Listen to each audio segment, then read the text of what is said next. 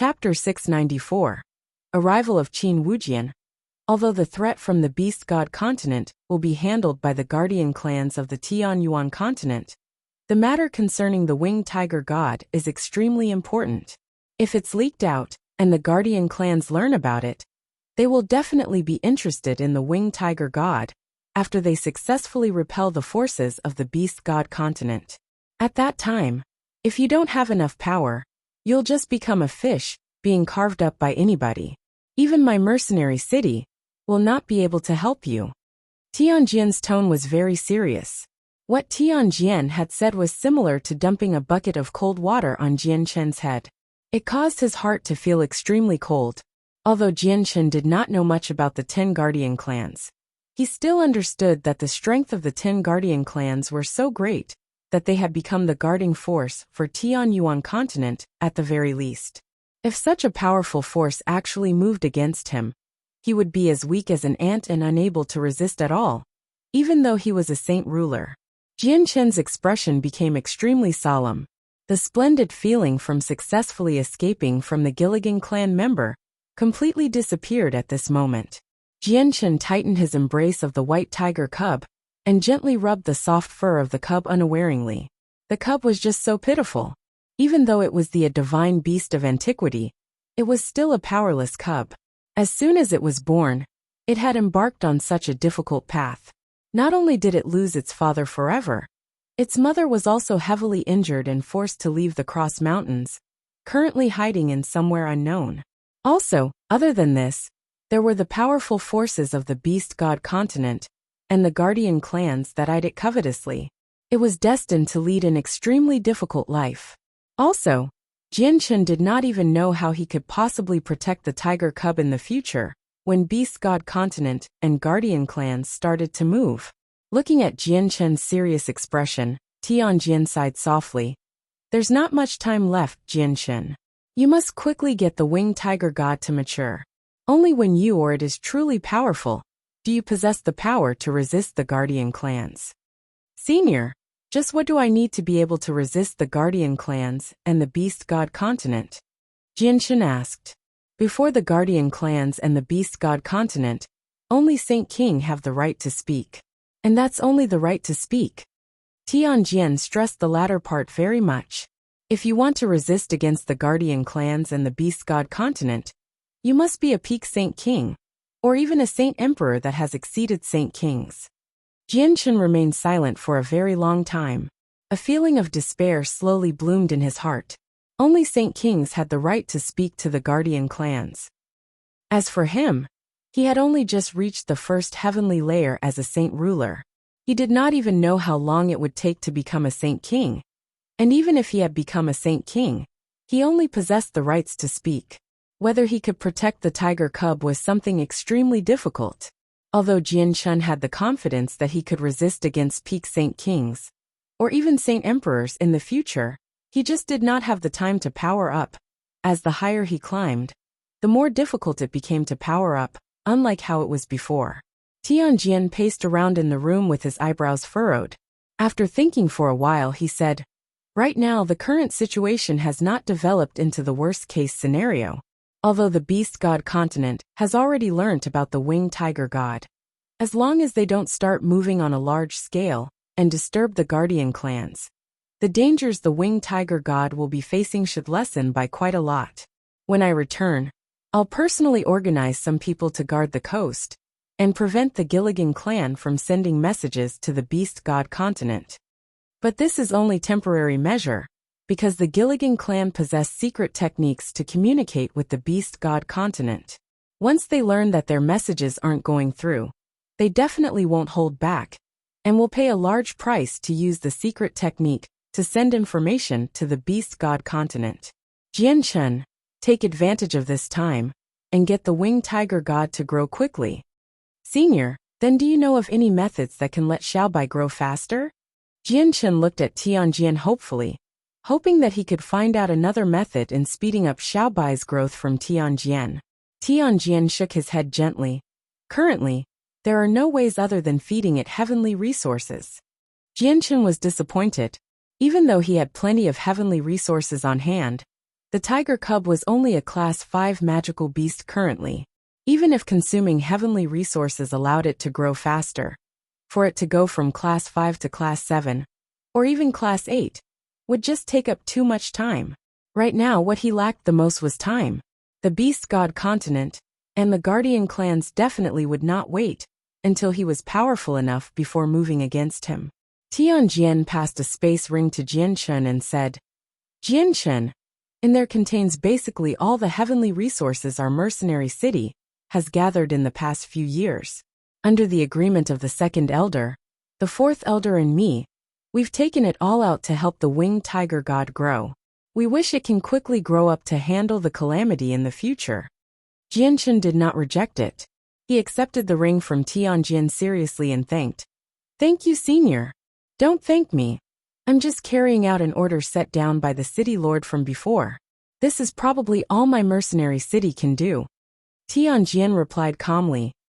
Afterwards, Tianjian explained some things to Jianchen again, before leaving through a space gate that had formed when he directly ripped open the space, leaving Jianchen to stare blankly in bed with the tiger cub in his hands. Jianchen sat in bed and stared blankly for 2 hours, before finally returning to his senses as the tiger cub woke up from its slumber. The tiger cub had already gained intelligence, so when it woke up and realized the bloodstains on Jianchen's clothing, it immediately gave out constant purr as it stared at Jianchen with its bright little eyes.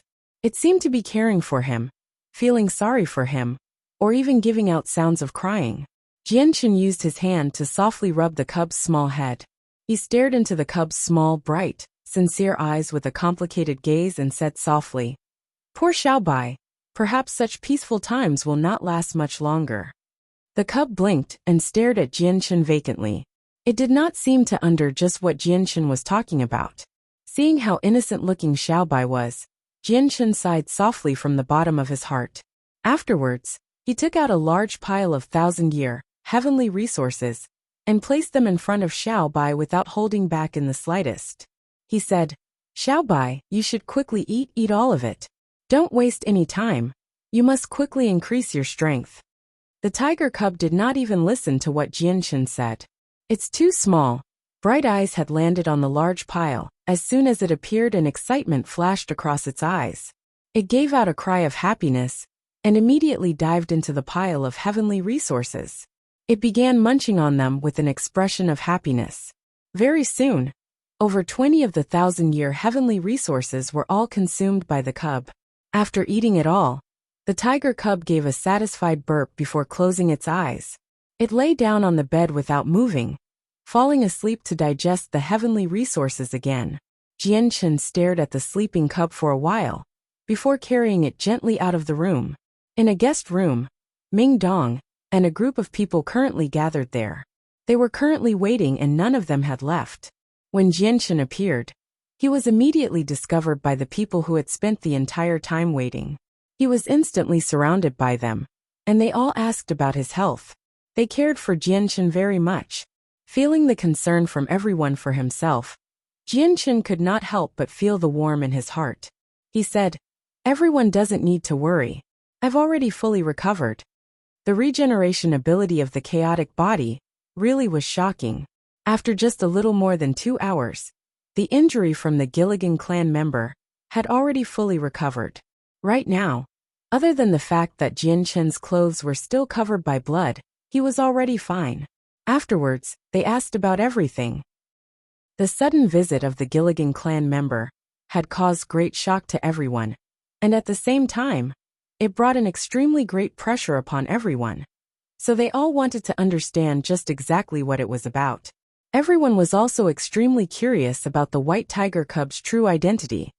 Jianchen did not explain too much in order to answer everyone's questions.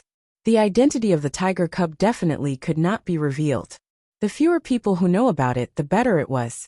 Otherwise, once the news about the beast of antiquity, the winged tiger god, leaked out, the problems would instead come sooner. At this moment, Jianchen suddenly raised a hand to stop everyone's discussions. Shortly afterwards, the voice of a guard resounded from outside.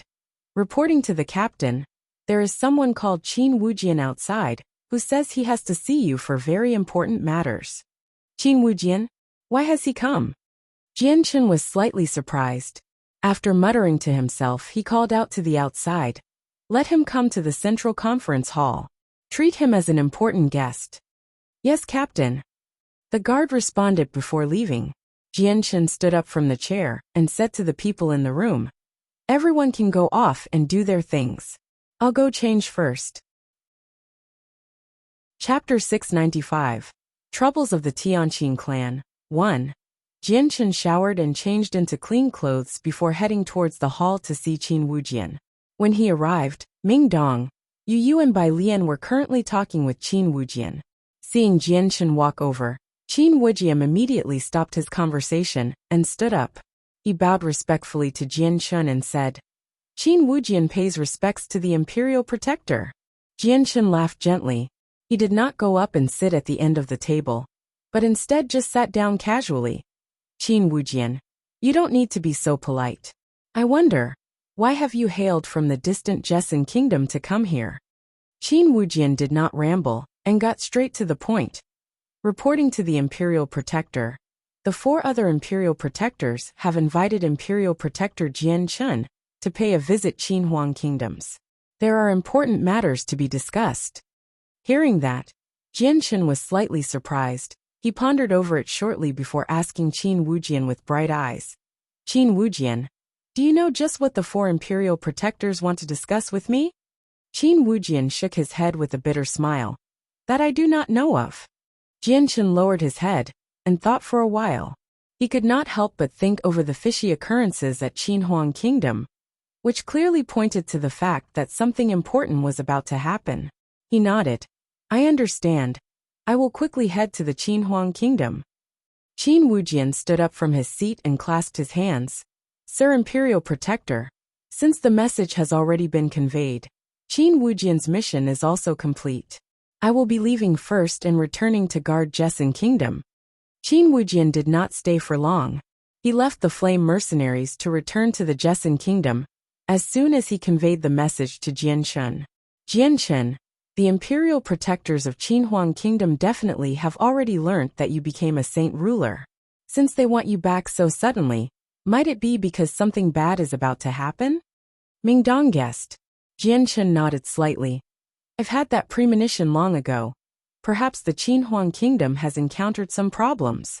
It just happens to be that there isn't anything major happening with the Flame Mercenaries. So I'll pay a visit to the Qinhuang Kingdom sometime.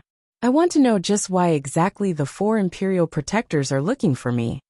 Brother, you must be careful about that Gilligan clan.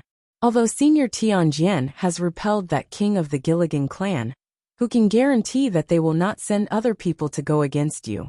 In my opinion, you should take Senior Newbies, Senior Jeditai and Grandpa with you on this trip to the Qinhuang Kingdom. Bai Lian said with concern. Jianchen shook his head. Lianer, you don't need to worry.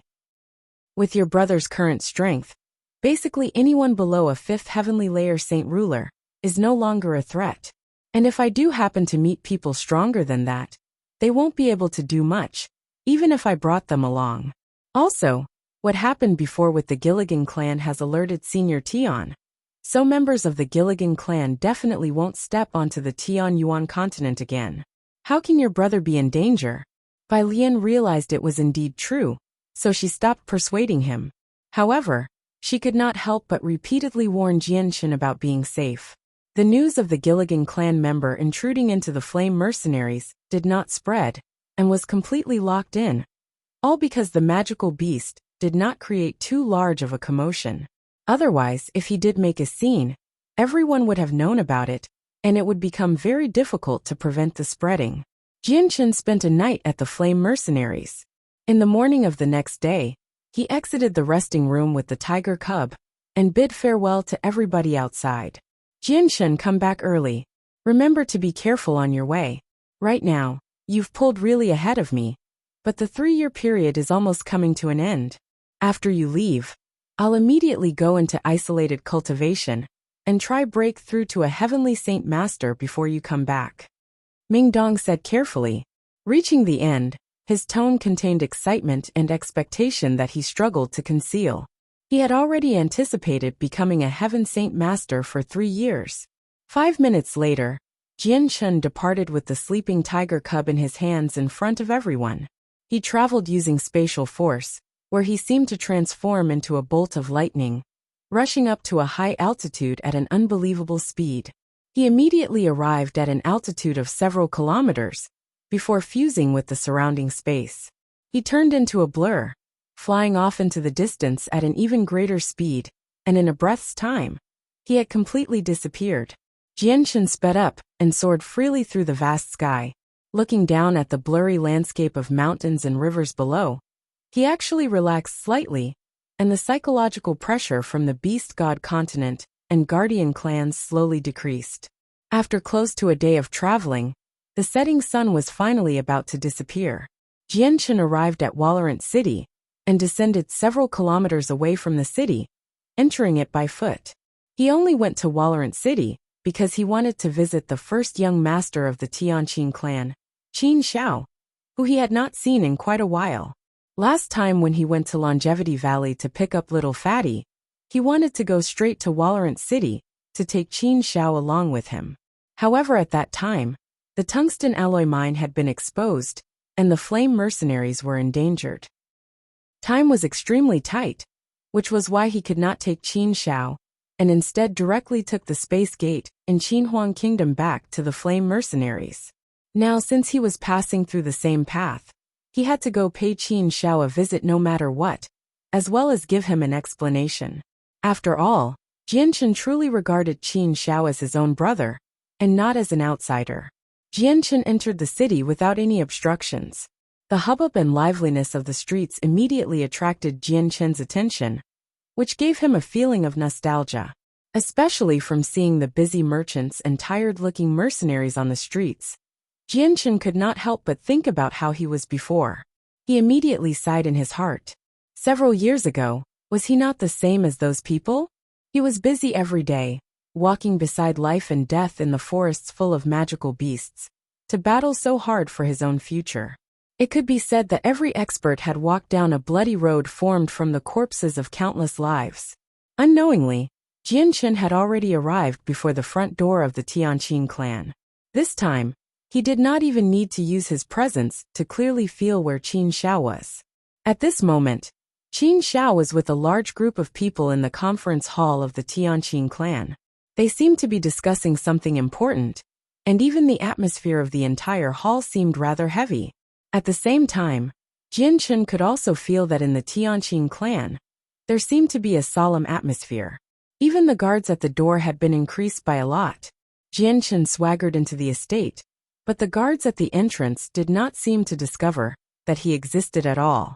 Even their eyes did not move, allowing Jian Chun to enter through the front door extremely easily. It was as if Jian Chun was completely ignored by them. Jian Chun swaggered into the courtyard of the Tianqing clan, as he was fused with the world. Even though he brushed past many people, no one noticed him. Very soon, Jian Chun arrived at the hall of the Tianqing clan. Just at this moment, his fusion with the world silently disappeared, and here turned to normal. All the people in the hall immediately noticed the unwelcomed intruder. It caused them to all be slightly surprised. However, there were clearly many people who recognized Jian Chun, since as soon as they saw his face clearly, they could not help but stare blankly before recovering their slight seriousness. "Brother Jian Chun, you've actually come. Weird, how did you get in? Why weren't there any guards to report to me?" Qin Xiao immediately stood up from his seat and arrived in front of Jian Chun happily. Chapter 696, Troubles of the Tianqing Clan 2. Jian Chun said with a smile, "Brother Qin Xiao, Jian Chun has come without any warning, so he may be interrupting you." "Hehe, it's fine, it's fine. Brother Jian Chun is a valued guest of my Tianqing clan. The welcomes you very much." Qin Zhao's father, the patriarch of the Tianqing clan, stood up from his chair and said kindly. He then extended his hand to gesture at an empty seat not far away. "Brother Jian Chun, please sit, please sit." Jian Chun clasped his hands with a smile. "Many thanks, patriarch."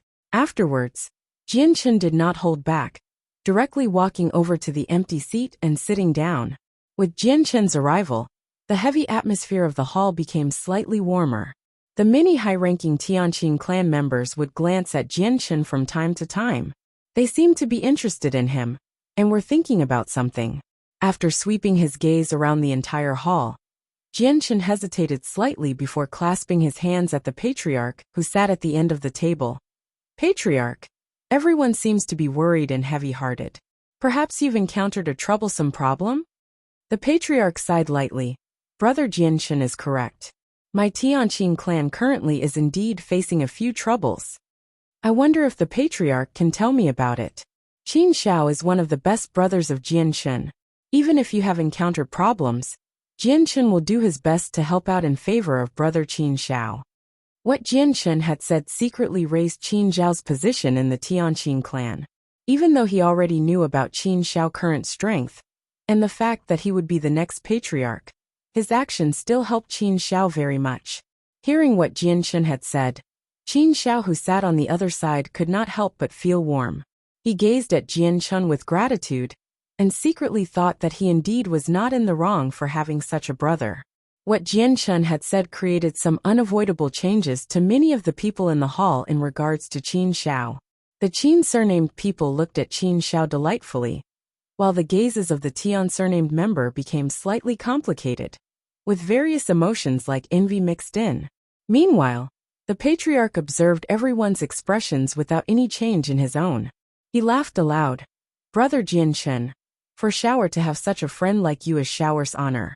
This time, the trouble my Tianqing clan has encountered perhaps really does require brother Jianchen's assistance. Qin'er's safety will completely depend on brother Jianchen. Jianchen's interest was piqued, and so he asked, Patriarch, perhaps something has happened to Miss Qin Qin?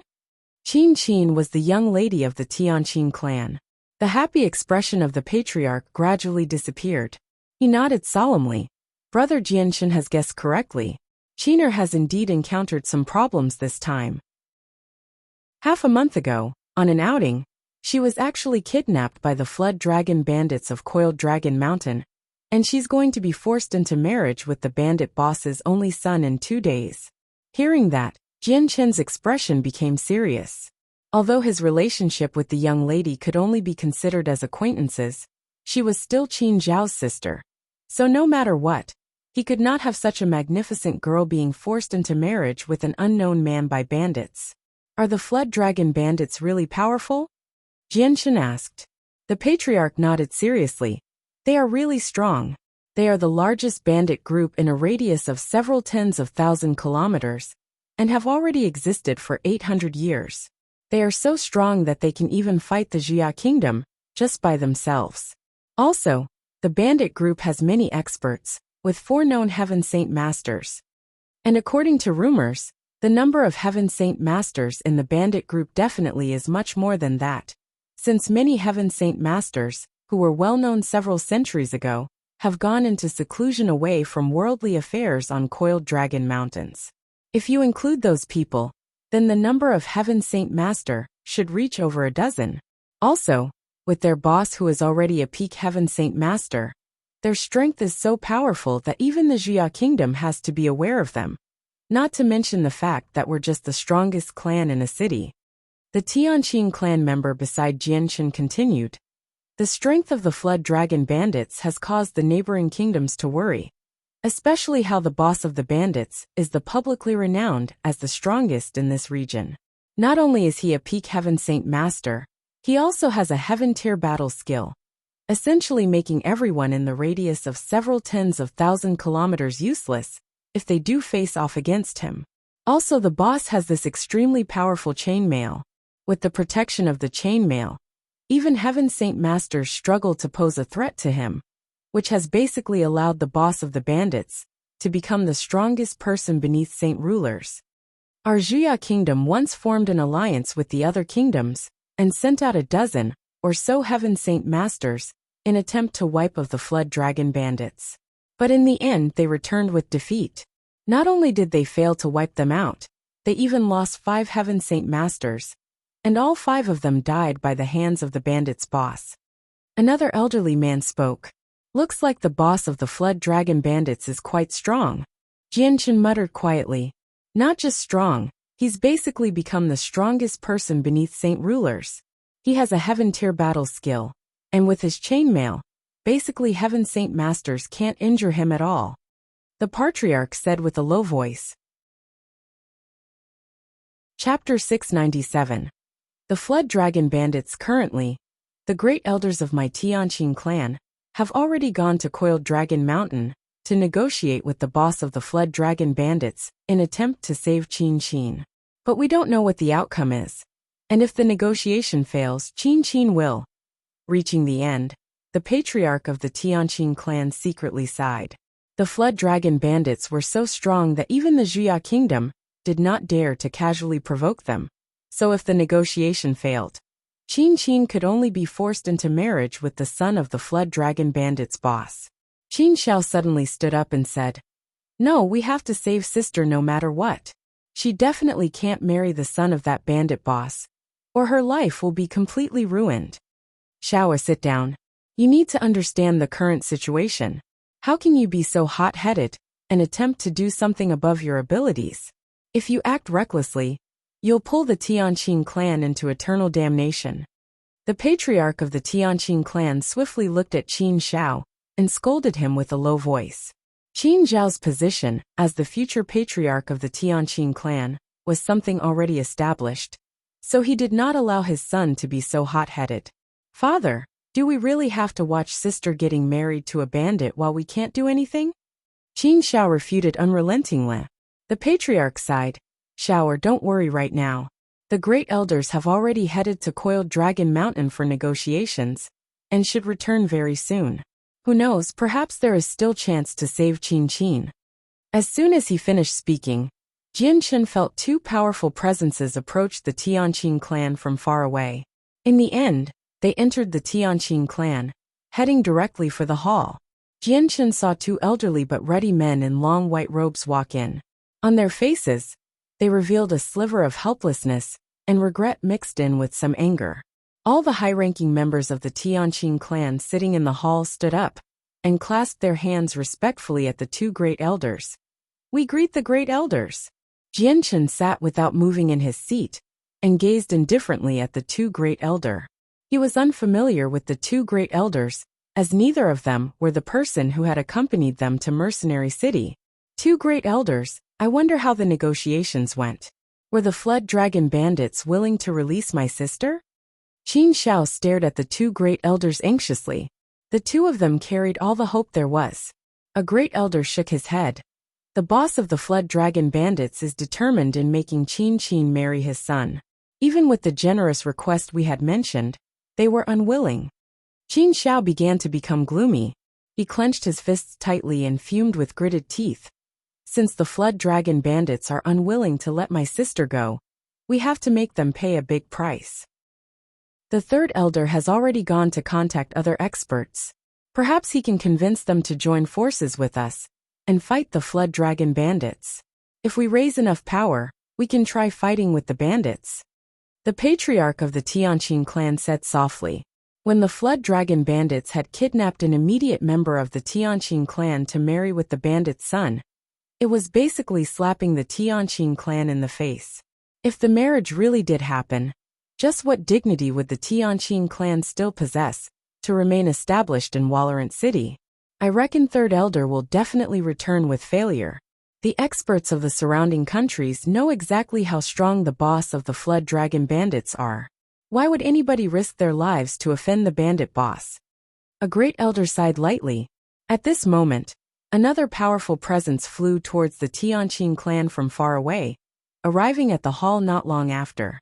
The newcomer was also an elderly, ruddy man in long white robes. He was the Heaven Saint Master that had accompanied Jian Chen to Mercenary City.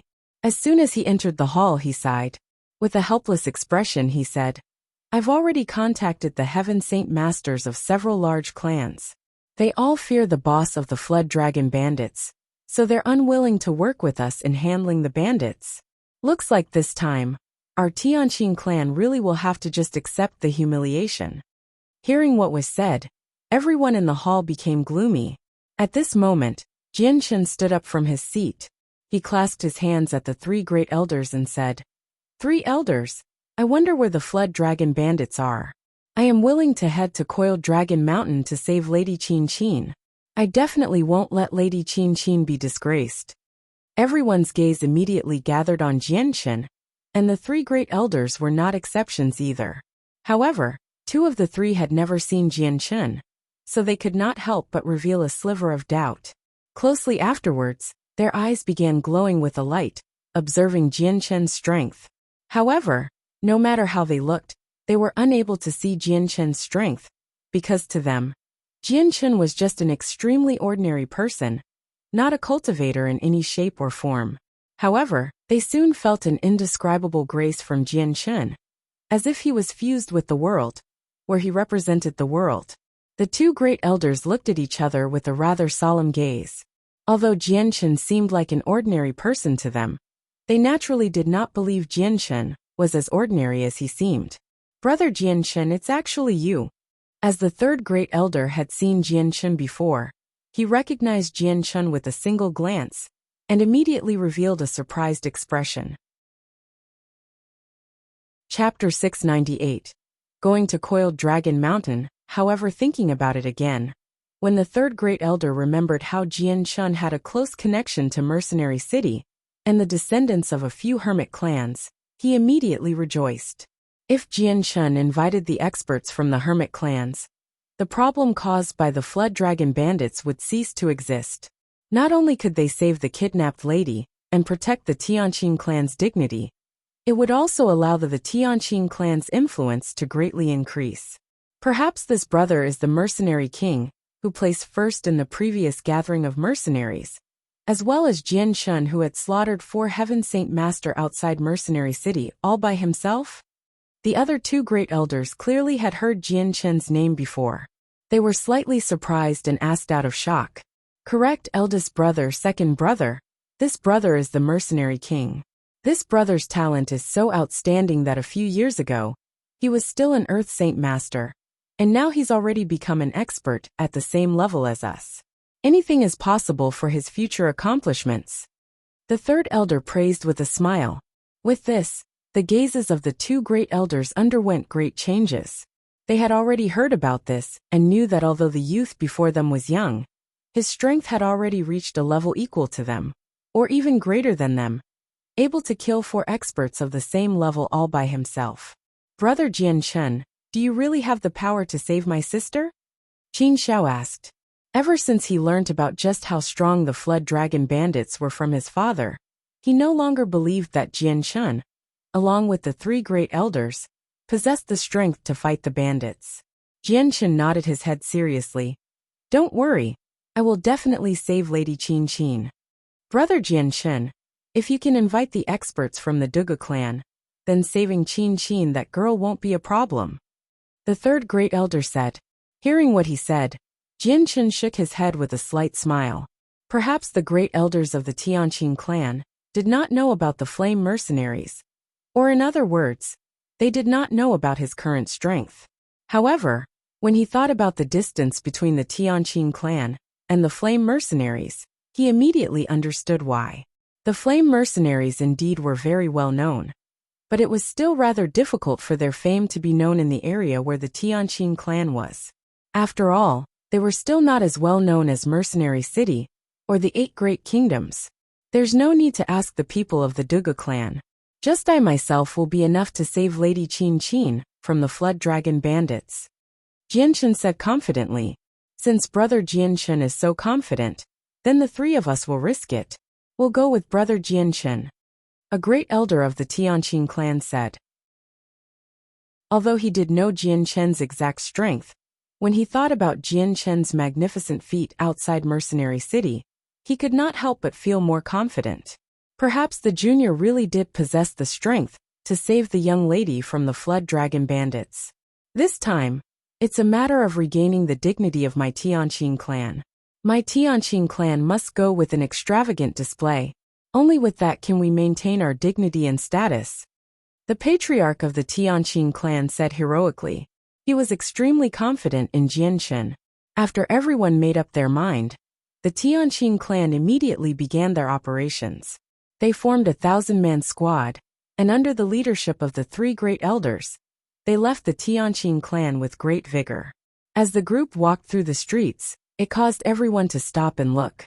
They all wondered about just what the number one clan of Valorant City was off to do with such an extravagant display. The Tianqing clan did not conceal their purpose. Very soon, the news of them heading towards Coiled Dragon Mountain to fight the Flood Dragon bandits became widely spreading throughout the entire Valorant City without much time at all. For a moment, all who had heard the news were stupefied. The Flood Dragon bandits were a force that would even cause several of the surrounding kingdoms to fear.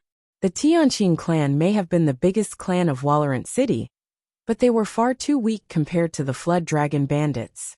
Right now, they were actually overconfident enough to go fight the Flood Dragon bandits. It was basically like throwing eggs at a rock. Basically, all the people who had heard of the news could imagine the outcome for the Tianqing clan. No one believed that the Tianqing clan really possessed the strength to fight the Flood Dragon bandits. The 1,000-man squad from the Tianqing clan left Valorant City with great vigor, before immediately heading towards Coiled Dragon Mountain at great speed. With our speed, we should be able to arrive at Coiled Dragon Mountain before sister is married. But we still should hurry just in case, Qin Xiao said with a deep voice. Afterwards, the squad increased their speed again. The large squad rode magical beasts across the plains hurriedly, and by night time, they had arrived at the borders of Jia Kingdom. Afterwards, they traveled straight towards the south. In the morning 2 days later, the squad from the Tianqing clan finally stopped in front of a towering mountain. The patriarch of the Tianqing clan explained to Jianshen, "Brother Jianshen, this is Coiled Dragon Mountain. It's very steep here and extremely difficult to climb. There is only one path that leads to the peak. The Flood Dragon bandits have their base at the peak." Chapter 699. Protectors of Heaven and Earth. Hearing what was said, Jianshen gazed at the mountain before him. Coiled Dragon Mountain towered from the ground like a pyramid, with a wide base and narrow peak. Its peak extended into the clouds, and from afar, it seemed just like a huge, coiled-up dragon with its head stretching deep into the clouds. As for the surroundings of Coiled Dragon Mountain, it was just like how the patriarch of the Tianqing clan had described. It was very steep with many sheer cliffs and rock faces. Also, the entire mountain was covered in thistles, taking up every inch of the ground, which made it essentially impossible to scale. What abundant energy of the world! The energy of the world here is actually twice as dense as other places. If you cultivate here, it may not be as fast as directly absorbing monster core, but it'll definitely be much faster than outside. Jianshen stared at the top of the mountain, and the closer you get to the peak, the more abundant the energy of the world becomes. This Coiled Dragon Mountain is a spirit mountain where energy of the world naturally gathers. It's a great place to found a sect, but too bad it's taken up by a bunch of thugs. What a pity. Yeah, Coiled Dragon Mountain is the most well-known mountain in the area. There aren't any other spirit mountains better than Coiled Dragon Mountain nearby. So it once caused countless forces in the area to become green with envy. Too bad they weren't able to take it over from the Flood Dragon bandits. A great elder said. Hearing that, Jianshen pondered for a while before speaking. Since Coiled Dragon Mountain is so valuable, has your Tianqing clan ever thought of taking over it? Of course, the energy on the Spirit Mountain is twice as abundant elsewhere. Just which force hasn't been interested in it? But the strength of the Flood Dragon bandits deters everyone, only allowing them to just gaze at the mountain from afar. This time, the speaker was the patriarch. His gaze at the mountain contained unconcealed desire. Jianshen shot a glance at the patriarch and smiled slightly. Such a good spirit mountain doesn't deserve to be in the hands of bandits who only know how to pillage. Otherwise, it'll just endanger even more people. Since your Tianqing clan is interested in occupying this mountain, I'll help you out and gift the mountain to you after we take it. It's not early, we should head up. Jianshen ignored the stupefied gazes of the patriarch and the three great elders. He hurried the Class 4 magical beast beneath him towards the only mountain path. Brother, did I hear wrong? Jianshen actually wants to rid the mountain of the bandits and gift the mountain to the Tianqing clan? the second great elder murmured as he stared at Jian Chen's back in the distance. The great elder, referred to as brother, was also stupefied by what Jian Chen has said. He stared at Jian Chen with bewilderment and said softly, "We don't know what level Jian Chen has reached. Is he really confident enough to handle the boss of the Flood Dragon bandits? The boss's strength is so great that he's basically the strongest beneath saint rulers. Perhaps Jian Chen still doesn't understand the bandit boss's strength?" Hearing the discussion between the two, the third great elder hesitated for a while before joining in. "Big brother, second brother. I don't think Jian Chen is the type to be arrogant and conceited. Perhaps he was something he can rely on. Let's not discuss any more and follow and see. We'll know soon enough if Jian Chen has the strength to fight the bandit boss." This time, Jian Chen led the way with the three great elders following closely, while the 1,000-man squad from the Tianqing clan followed behind them. With great vigor, the squad traveled on a winding 3-meter-wide path, heading towards the mountain peak. As for the thicket and thorns beside the path, as well as the quiet forests, roars of beasts could be heard from time to time. However, Jian Chen knew very well that the roars in the forests were not actually made by wild beasts, but imitated by humans. They used a special method to transmit it throughout the entire mountain. On top of the mountain, a manor completely composed of marble sat on a patch of flat land. At this very moment, the interior of the manor was covered in red paper, and many people in different attires busied themselves inside. With the shouts from the people managing, great red lanterns and firecrackers were constantly hung up around the area, filling the manor with a cheerful atmosphere. It was extremely lively. Suddenly, a painted-faced youth in a wolf leather jacket hurried in, heading directly towards the deepest part of the manor. Finally, he stopped outside a heavily guarded hall. He knelt on one knee and said, "To the boss, I have something important to report." "Speak." A heavy, extremely dignified voice echoed from the hall. From the voice, it was rather easy to tell that the speaker was a middle-aged man. "Boss, there's a group of people at the bottom of the mountain currently heading towards the peak. There's roughly 1,000 people."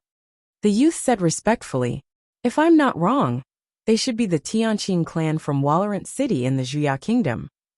The dignified voice echoed from the hall once again. However, it contained some ridicule this time. "Boss has incredible foresight, actually guessing it with his first try. Nothing can be hidden from boss." The message-bearing youth hurried to butter up to the boss.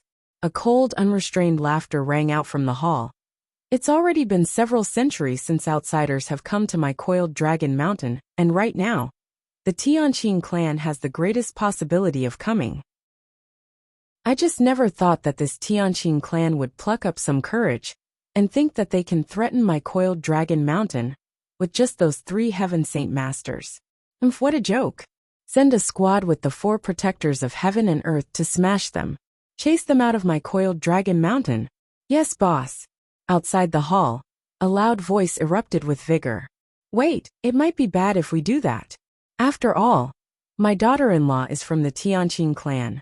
If I slaughter all the people of the Tianqing clan, it'll be rather hard to justify. Whatever, since they've come, let them participate on my son's marriage. Send the protectors of heaven and earth to receive the guests." The boss changed his mind. "Yes." Meanwhile, in a warmly decorated room of the manor, the young lady of the Tianqing clan, Qin Qin, currently sat in front of a dressing table in a red wedding dress. Beside her, 2 female servants applied makeup for her with great attention. Qin Qin stared into the mirror with a complicated gaze. She could not help but remember what had happened a few days ago. Back then, she was on an outing, and unexpectedly met people from the Flood Dragon bandits. Not only did they slaughter all the guards accompanying her, they took her as a prisoner to their base, Coiled Dragon Mountain, before having the bandit boss force her into marriage with his son. Originally, Qin Qin believed that meeting the Flood Dragon bandits was entirely a coincidence, but she learnt from the boss's son that everything was planned and not a coincidence at all. As for the reason why everything had happened, it was because the son of the boss had once seen her at Walorant City and drooled over her beauty. As for being forced into marriage, Qin Qin did not resist because she knew that any resistance was futile, and anything done was just useless. However, She had already made up her mind that she would not marry the boss's son no matter what. As soon as she entered the hall where the wedding ceremony was held, she would commit suicide by biting her tongue. She who was clean like jade was unwilling for her body to be contaminated even in the slightest. Even with death, she would protect her sanctity.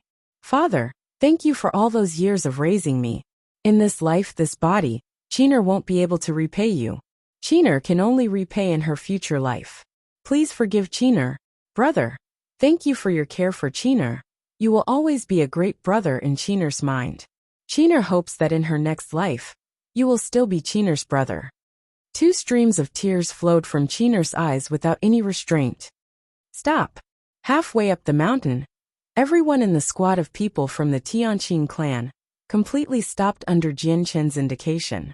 Shortly afterwards, 4 Heaven Saint Masters soared quickly from the top of the mountain as they flashed with a special light from the energy of the world. In the end, they floated in front of the squad of people, gazing at the people from above.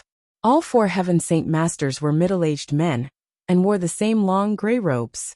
Their expressions were full of arrogance, and they did not hide the disdain within their gaze. They completely looked down on the Tianqin clan.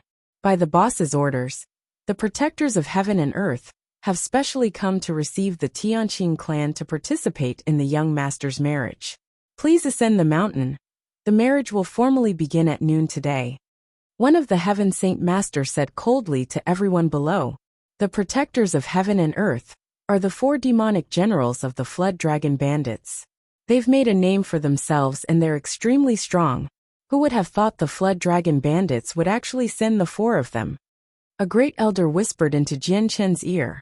Jianchen shot an indifferent gaze to the 4 demonic generals and said, "Let's go to the top." Chapter 700. The bandit boss Jianchen regarded the 4 demonic generals as nothing and extended a hand to make a gesture to the group behind him, leading them towards the mountain top with great vigor. Hang on. Suddenly, one of the 4 demonic generals called out before descending to the ground. Before all the people from the Tianqin clan, he said indifferently, "Everyone, on my coiled dragon mountain, all outsiders must travel up the mountain by foot. So please dismount from your magical beasts." Hearing that, all the higher-ranking members of the Tianqin clan revealed an extremely ugly expression. If the people of the Tianqin clan really were to dismount and walk to the top of the mountain, it would be a complete embarrassment. 4 protectors of heaven and earth, your Flood Dragon Bandits really are proud of their reputation and actually want my Tianqin clan to walk to the top of the mountain by foot. Humph. A great elder said with a deep voice. Humph. That's the only way if you still want to ascend the mountain. If you don't want to, you should just hurry up and leave the mountain. You don't need to participate in the young master's marriage. One of the 4 demonic generals sneered. A cold light flashed across Jianchen's eyes, and he let a powerful killing intent flow from his body, without any intention of concealing it. He stared at the 4 demonic generals coldly and sneered. Originally, I didn't intend on fighting you here, but since you're wholeheartedly looking to die, it's not my problem. As soon as he finished speaking, Jianchen suddenly extended his hand and clenched it. Suddenly, the space around the 4 demonic generals froze, causing them to be tightly trapped inside, completely immobilized. The expressions of the 4 demonic generals changed greatly. They stared at Jianchen out of surprise, and their faces were full of shock. With their knowledge as Heaven Saint Masters, they naturally knew that the ability Jianchen had just used was controlling spatial force. It was a power that only saint rulers possessed. No matter how they observed the simple-looking teenager before them, they did not think that he was actually already a saint ruler. At that moment, Jianchen thrust a finger forwards and 4 streams of azure and violet sword chi shot out like bolts of lightning, directly striking the center of the 4 demonic generals' eyebrows and piercing their head. Although the 4 people were heaven saint rulers, there had no power to resist in front of Jianchen, a saint ruler. Jianchen's slight twitch of the finger was enough to kill them off entirely. A long stream of blood flowed from the foreheads of all 4 demonic generals, and their eyes soon became lifeless. Shortly afterwards, their bodies fell powerlessly from the sky, They lay on the ground unmoving. Witnessing what had just happened, it shocked the high-ranking members of the Tianqing clan to the point where they remained speechless for a very long time. Everyone stared blankly at the 4 dead demonic generals on the ground and Jianshen. It was completely silent. The 4 demonic generals of the Flood Dragon Bandits were powerful Heaven Saint rulers. Each of them possessed extremely great strength, and even if they were compared to the entire Tianyuan continent, they would be regarded as some of the finest experts. Currently, the 4 just died in such a simple fashion in front of them. Such a shocking scene flooded everyone with disbelief. They refused to believe this was real. A while later, a great elder finally returned to his senses. He stared at Jian Chun with a face full of shock and cried out, "Before, that was the power of controlling space. That's an ability only possessed by saint rulers who have comprehended the mysteries of the world. Brother Jian Chun, perhaps you've already." The great elder could not help but blabber. As for the final words, he did not dare to say it aloud. To all Heaven Saint Masters, Saint Ruler was a level that seemed to be inaccessible, because the mysteries of the world were just too hard to comprehend. It could not be reached just with talent and cultivation. This was why there were so many Heaven Saint Masters on the Tianyuan continent, basically with a few in every small kingdom, while Saint Rulers were extremely rare. It was even very difficult for a Saint Ruler to appear from 100 Heaven Saint Rulers. Jianshen swung his hand, and the 4 corpses blocking the path immediately disappeared into the thicket on the both sides. At the same time, 4 space rings flew into Jianshen's hand with great speed. Jianshen put the things in the space rings away without even looking at them. He did not proceed to explain his strength. The path's already been cleared. Let's continue. As soon as he finished, Jianshen traveled towards the top of the mountain. Behind him, the 3 great elders and a few high-ranking members looked at each other in the eyes. Great waves brewed in the hearts of everyone, and none of them were able to calm down even after a long while. They said nothing at all, only following silently behind Jianshen towards the top of the mountain. Who would have thought Jianshen's already become a saint ruler? Xiao really is honored to have such a powerful friend. With this, no one can shift his position in the clan. The patriarch of the Tianqing clan thought as he stared at Jianshen's back. As for the following journey, all was peaceful. Jianshen and the people from the Tianqing clan arrived at the peak of Coiled Dragon Mountain smoothly. As there was no commotion with the deaths of the 4 demonic generals, no one knew that they had died. Everywhere at the peak of Coiled Dragon Mountain was well decorated. Not only was the manor essentially covered in red paper cuttings of the word happiness and red cloth, even the trees outside the manor were decorated with red lanterns and long strings of firecrackers. As soon as Jianshen's group arrived at the peak, an elderly man who seemed like a housekeeper immediately came over to receive them.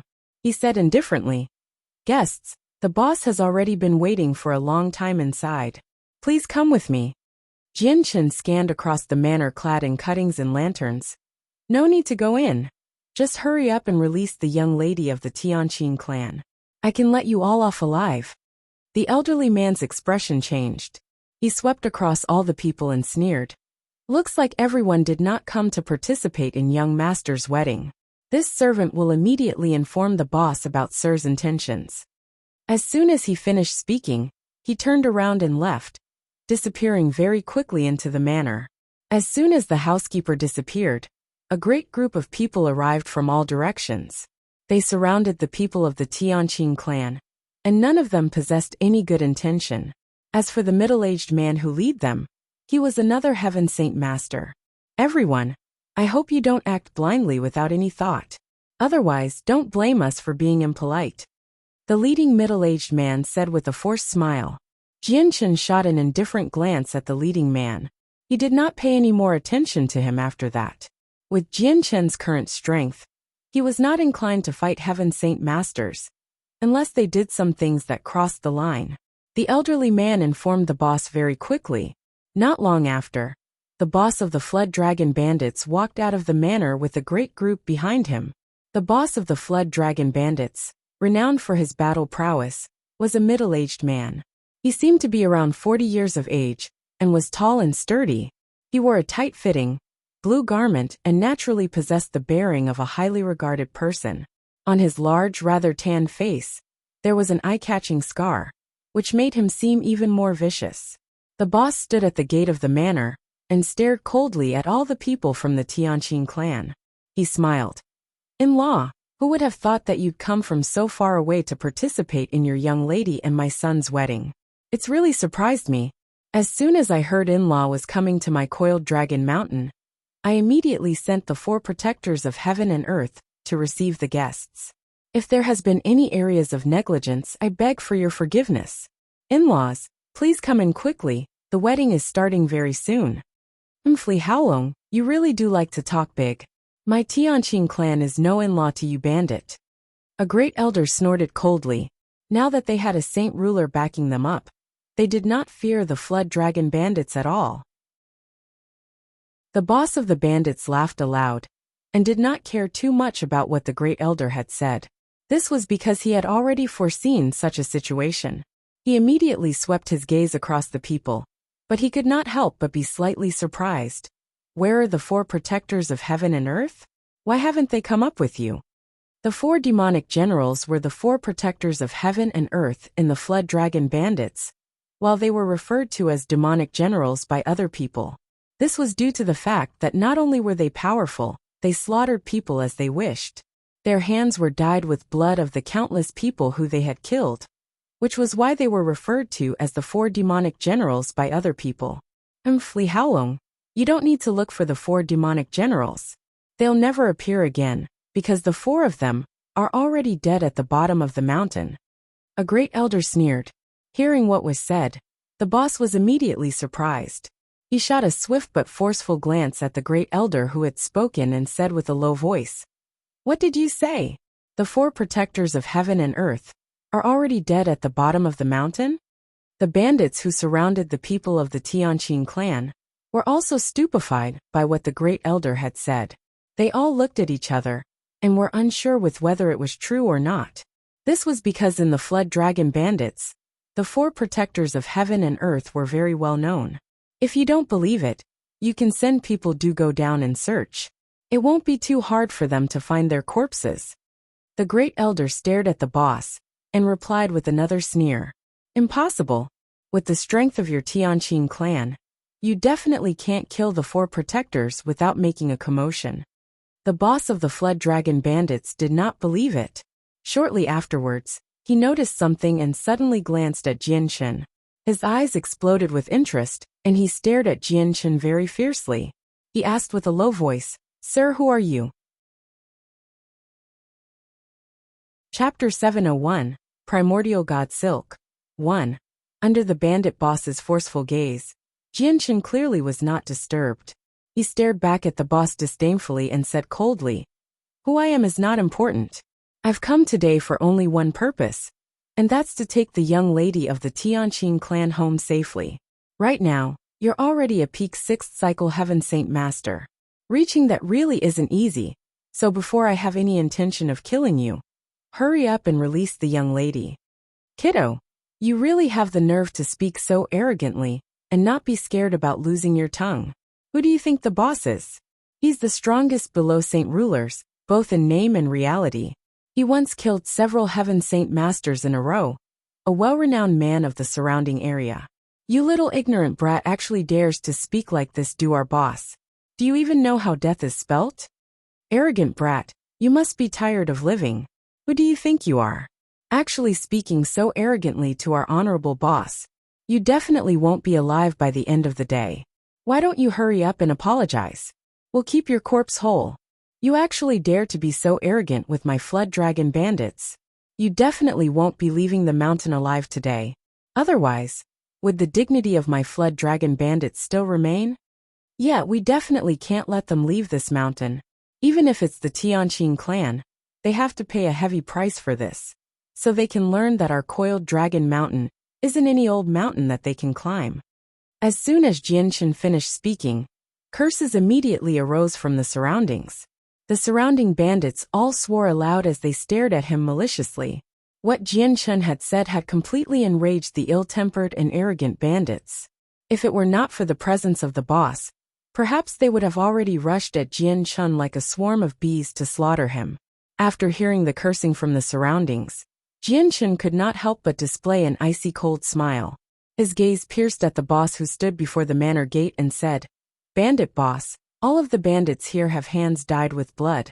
Who knows how many people have died under their hands? They must have done many tyrannical things before.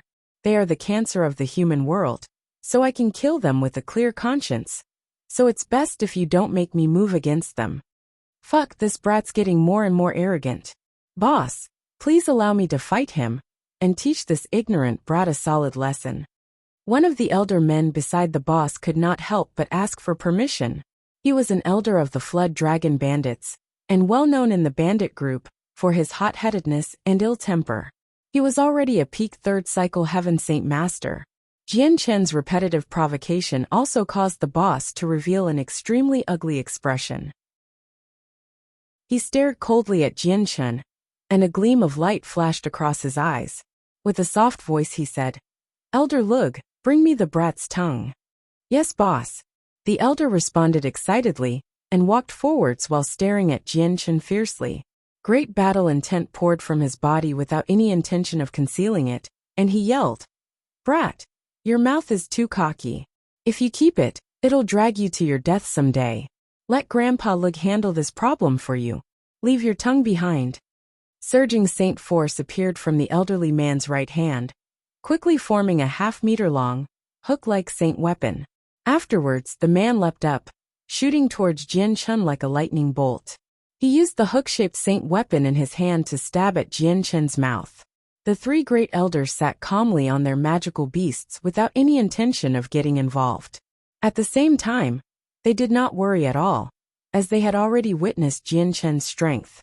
They all knew that the Flood Dragon Bandits, so renowned and dreaded by several of the surrounding kingdoms, were as weak as ants in Jian Chen's eyes, unable to form any threat to him at all. The Flood Dragon Bandits have acted as tyrants for several centuries, with no one ever brave enough to provoke them. Now they finally stirred up a hornet's nest. The patriarch of the Tianqing clan hid behind Jian Chen. He stared at the Flood Dragon Bandits in delight, unworried about Jian Chen's safety at all. Seeing the elderly man who shot towards him, a harsh light flickered in Jian Chen's eyes. Only when the hook-shaped Saint weapon approached his body did he raise his right hand unhurriedly. The action seemed to be very slow, but the speed was actually unbelievably fast. It seemed to surpass the distance of space, tightly grasping the old man's hook-like Saint weapon with lightning speed. The old man's charging body came to a screeching stop. His entire body floated in the air, maintaining his previous posture of lunging at Jian Chen. This was not because Jian Chen had used spatial force to bind the man, but a phenomenon caused by the old man's front lunge. Seeing how his Saint weapon was grabbed by the youth in his 20s, the old man was slightly surprised. Afterwards, he sneered and the Saint force in his body immediately erupted into a surge, gathering in the Saint weapon.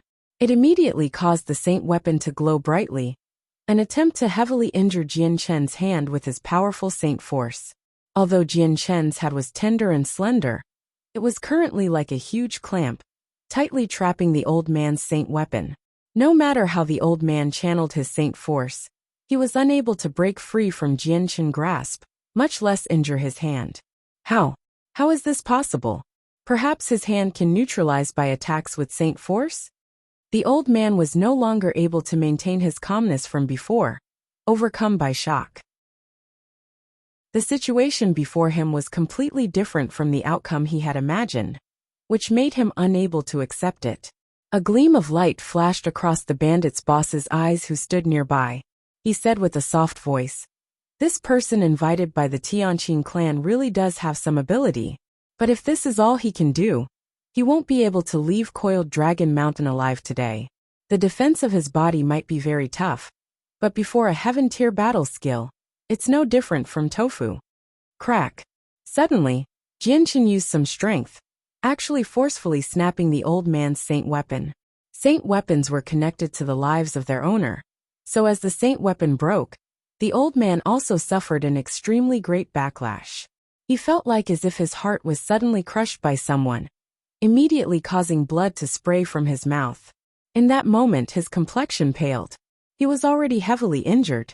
Elder Lug, the sudden mishap caused all the people of the Flood Dragon Bandits to be surprised. Two elders immediately leapt up from behind the boss in attempt to same the old man with the broken saint weapon. A sneer formed at the corner of Jian Chen's lips. He did not plan on letting Elder Lug go, so he shot his palm towards the elder's head with lightning speed. Stop! Stop! The two old men who were rushing over both called out. However, Jian Chen ignored their voices and placed his palm onto Elder Lug's forehead with great speed. A sliver of chaotic force entered Elder Lug's brain which wiped out his soul. The elder's eyes quickly became glazed, before flopping onto the ground. Brat, you're looking to die. I'll make you pay for Elder Lug's life. Two old men clearly had a good relationship with Elder Lug. They roared angrily at Jian Chen, as they stared at him with bloodshot eyes. Afterwards, they continued Jian Chen without any change in speed, stabbing at the center of Jian Chen's eyebrows and throat with their swords.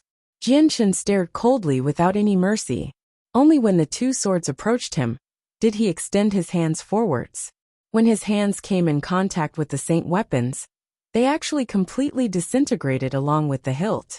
In the end, Jian Chen's two palms landed directly on the chest of the two elders. Bang! With a muffled sound, the chests of the two Heaven Saint Masters immediately caved in. Jian Chen's palms did not seem to carry any ripples of energy, but actually hid great power. With just a palm, it had caused all the bones in the two Heaven Saint Masters to be shattered. Even their internal organs turned into mush. The two Heaven Saint Masters of the Flood Dragon Bandits both flew backwards, directly colliding with the wall of the manor several dozen meters away. They created two great holes in the walls layered with red paper. The surroundings fell into a deathly silence. Everyone stared at what had happened blankly, and the shock within their hearts had already reached the absolute maximum. The three experts of the Flood Dragon Bandits were actually devastated as soon as they began fighting. Such a powerful strength had deeply shocked every member of the Flood Dragon Bandits. With that, there were no longer any people who dared to mention anything along the lines of teaching Jian Chen a lesson. Even the bandits who had surrounded the members of the Tianqing clan began shaking in the knees, all slowly backing off with expressions of fear. Sir, you actually possess such strength, then you mustn't be some unknown person. I wonder just who are you? The bandit's boss's expression was solemn as he stared tightly at Jian Chen. I'll ask it one last time. Are you going to release the person or not? Jian Chen did not reply and instead questioned. His tone was icy cold. The bandit boss's expression became gloomy. With that, he really did believe that the four protectors of heaven and earth had died by the hands of Jian Chen. However, he did not fear Jian Chen in the slightest, because he was extremely confident in his strength. He immediately sneered. First you kill 5 elders on my coiled dragon mountain, then you heavily injure 2 elders to the point where I'm not even sure if they're still alive. And you're so arrogant. Sir, looks like you've made up your mind in having the Flood Dragon Bandits as your enemy. I admit that you are very strong, but if you want to be presumptuous on my coiled dragon mountain, that's not something that can be done by an ordinary person. A piece of jade had already appeared in the bandit boss's hand. Afterwards, he crushed it without any hesitation, alerting the experts who were currently in long-term secluded cultivation at the rear mountain. Not long after, over a dozen power presences appeared in the rear mountain. 14 Heaven Saint Masters soared in the sky, quickly flying over from the rear mountain. The 14 Heaven Saint Masters were the Flood Dragon Bandits' greatest hidden power. Chapter 702. Primordial God Silk 2. The strength Jian Chen had displayed was enough to cause the bandit boss to feel slightly threatened. Even though he was confident over the notion that his strength was already the greatest below saint rulers, he had to admit that he was unable to do what Jian Chen had done earlier with the snapping of the saint weapon. Even if he used his heaven tier battle skill, he would still struggle to break a Heaven Saint Master's saint weapon. This was why he had pulled out the Flood Dragon Bandit's greatest hidden power, without any further hesitation. The 14 Heaven Saint Masters were all people akin to the founders of the Flood Dragon Bandits. They each possess great strength, with the weakest being third cycle Heaven Saint Masters. They had already followed the bandit boss for many years. Just that the Flood Dragon bandits had just experienced a period of peace, which was why they had chosen to go into secluded cultivation at the rear mountain, in attempt to strengthen up even more. Only when the Flood Dragon bandits face grave danger would the 14 of them come out. The 14 experts quickly crossed the distance with a monstrous presence. They arrived at the open area outside of the manor very soon. First they quickly gazed around, before all gathering in front of the boss, greeting with clasped hands. Boss! The arrival of the 14 experts caused all the people of the Flood Dragon bandits to calm down. To them, no matter how strong Jian Chun was, it was impossible to resist against so many people. If they all attacked him together, it would be impossible for him to survive. The bandit boss stared at the 14 experts with a smile. The arrival of the 14 people made him feel extremely confident, completely lifting away the psychological burden brought on by Jian Chun. Boss, you've actually summoned all 14 of us today. Does that mean our Flood Dragon bandits is facing some great threat? The most elderly-looking man of the 14 asked. He seemed extremely old with his face full of wrinkles that completely concealed his original appearance. His voice was also extremely husky, as if he was extremely weak. It made people feel that he was an elderly man on his deathbed, about to be buried not long after. Elderly's correct. Today, my Flood Dragon bandits indeed has encountered some small problems. Not only have the 4 protectors of heaven and earth have been killed, another elder is dead and 2 other elders are so heavily injured that I'm not even sure if they're alive or not. This was why I had to invite all of you here. The bandit boss explained. Hearing what was said, a gleam of light flashed across the eyes of the old man who was referred to as elderly. His gaze immediately landed on the people from the Tianqin clan. Other than people of the Flood Dragon bandits, only the people from the Tianqin clan were present. Also, from how each group treated each other, Elderly could tell that the group of people definitely were the enemies of the Flood Dragon bandits, even without much thought. Those 4 protector of heaven and earth brats aren't weak. Who would have thought they all died in your hands? Whoever killed the 4 protectors, stand forwards. Allow me, Li Gui, to teach them a good lesson. Killing intent flooded Elderly's eyes. His husky voice was icy cold, and when it reached the ears of those who were much weaker, it actually caused them to feel cold all over, as if the surrounding temperature abruptly decreased as Li Gui spoke. Li Gui, you're actually Li Gui. How are you not dead? A great elder stared at Li Gui with shock. He was not unfamiliar with Li Gui at all, because 5 centuries ago, Li Gui was the strongest person in the Flood Dragon bandits excluding the boss. Also, he did things viciously and mercilessly, far exceeding the 4 demonic generals. He had created a very large name for himself. Li Gui's gaze immediately landed on that great elder. He sneered. Who would have thought that even after being in seclusion for so long, there's still someone who knows my name? It's really surprised me.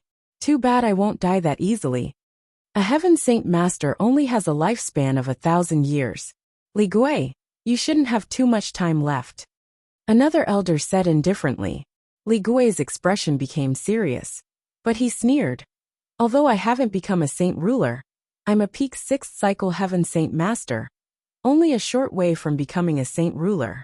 The 3 of you are just 2nd or 3rd cycle Heaven Saint Masters, yet you still dare to be so arrogant in front of me? So reckless. I definitely won't let the 3 of you go. The sky began to violently ripple. Li Gui had already begun controlling the energy of the world with his will, clearly about to start fighting. The 3 great elders of the Tianqin clan feared Li Gui very much, because even if they worked together, they were not Li Gui's opponent at all. Seeing how Li Gui was already about to strike out, the 3rd great elder said hurriedly, Today, my Tianqin clan is led by Jian Chun. Everything my Tianqin clan has done is because of Jian Chun. Li Gui, if you have the ability, pass through our little friend here first. Li Gui swiftly gazed at Jian Chun, who stood at the very front. Although he could not tell what strength Jian Chun possessed, as a 6th cycle Heaven Saint Martyr, he could feel a sliver of an extraordinary presence on his body. Brat, what organization do you belong to? Speak your name. Li Gui understood that since the 3 Heaven Saint Masters of the Tianqin clan would follow the young person's lead, he definitely possessed an extraordinary background, or perhaps possessed a power that would even make 3 Heaven Saint Masters swear allegiance to. As for the possibility that he was a saint ruler, it had not even crossed Li Gui's mind. He had been a 6th cycle Heaven Saint Master for so long, and understood just how difficult it was to become a saint ruler. As a result, he definitely did not believe the youth before him was a powerful saint ruler. He's called Jian Shen. Perhaps that Jian Shen who placed first in the previous gathering of mercenaries? Perhaps he's the mercenary king Jian Shen? There was even a rumor, before that he slaughtered 4 Heaven Saint Masters outside Mercenary City, all by himself. A few of the middle-aged men behind the bandit boss cried out in surprise. With that, all of the bandits know about Jian Shen's identity. So he's Jian Shen. No wonder he has such strength. Gleams of light wavered in the bandit boss's eyes. What mercenary king? This means that this brat should possess a heaven-tier battle skill. As for Jian Shen identity, even Li Gui felt slightly flabbergasted. However, a sneer quickly formed on his face with unconcealed greed in his eyes. Jian Shen sneered. I indeed do have quite a few heaven-tier battle skills, though. That depends on whether you have the ability to take them from me. As soon as he finished, Jian Shen looked away from Li Gui and turned towards the bandit boss. Bandit boss, looks like you don't decide on releasing the person with such a display. Jian Shen, my Flood Dragon bandits does not want to be enemies with you. It's best if you don't interfere with this matter. If you leave the mountain now, I can forget what happened before. As for releasing the person, that's impossible. If the bride suddenly escapes right before the wedding, where would the dignity of my Flood Dragon bandits lie? The bandit boss paused before continuing. Although you are very strong and normal Heaven Saint Masters struggle to injure you, there are over 20 Heaven Saint Masters on my Coiled Dragon Mountain. Also Li Gui and I are both peak Heaven Saint Masters. If we fight you together, do you believe you have the power to resist? As the bandit boss reached the end, a few more Heaven Saint Masters gathered together behind him with the 14 elders.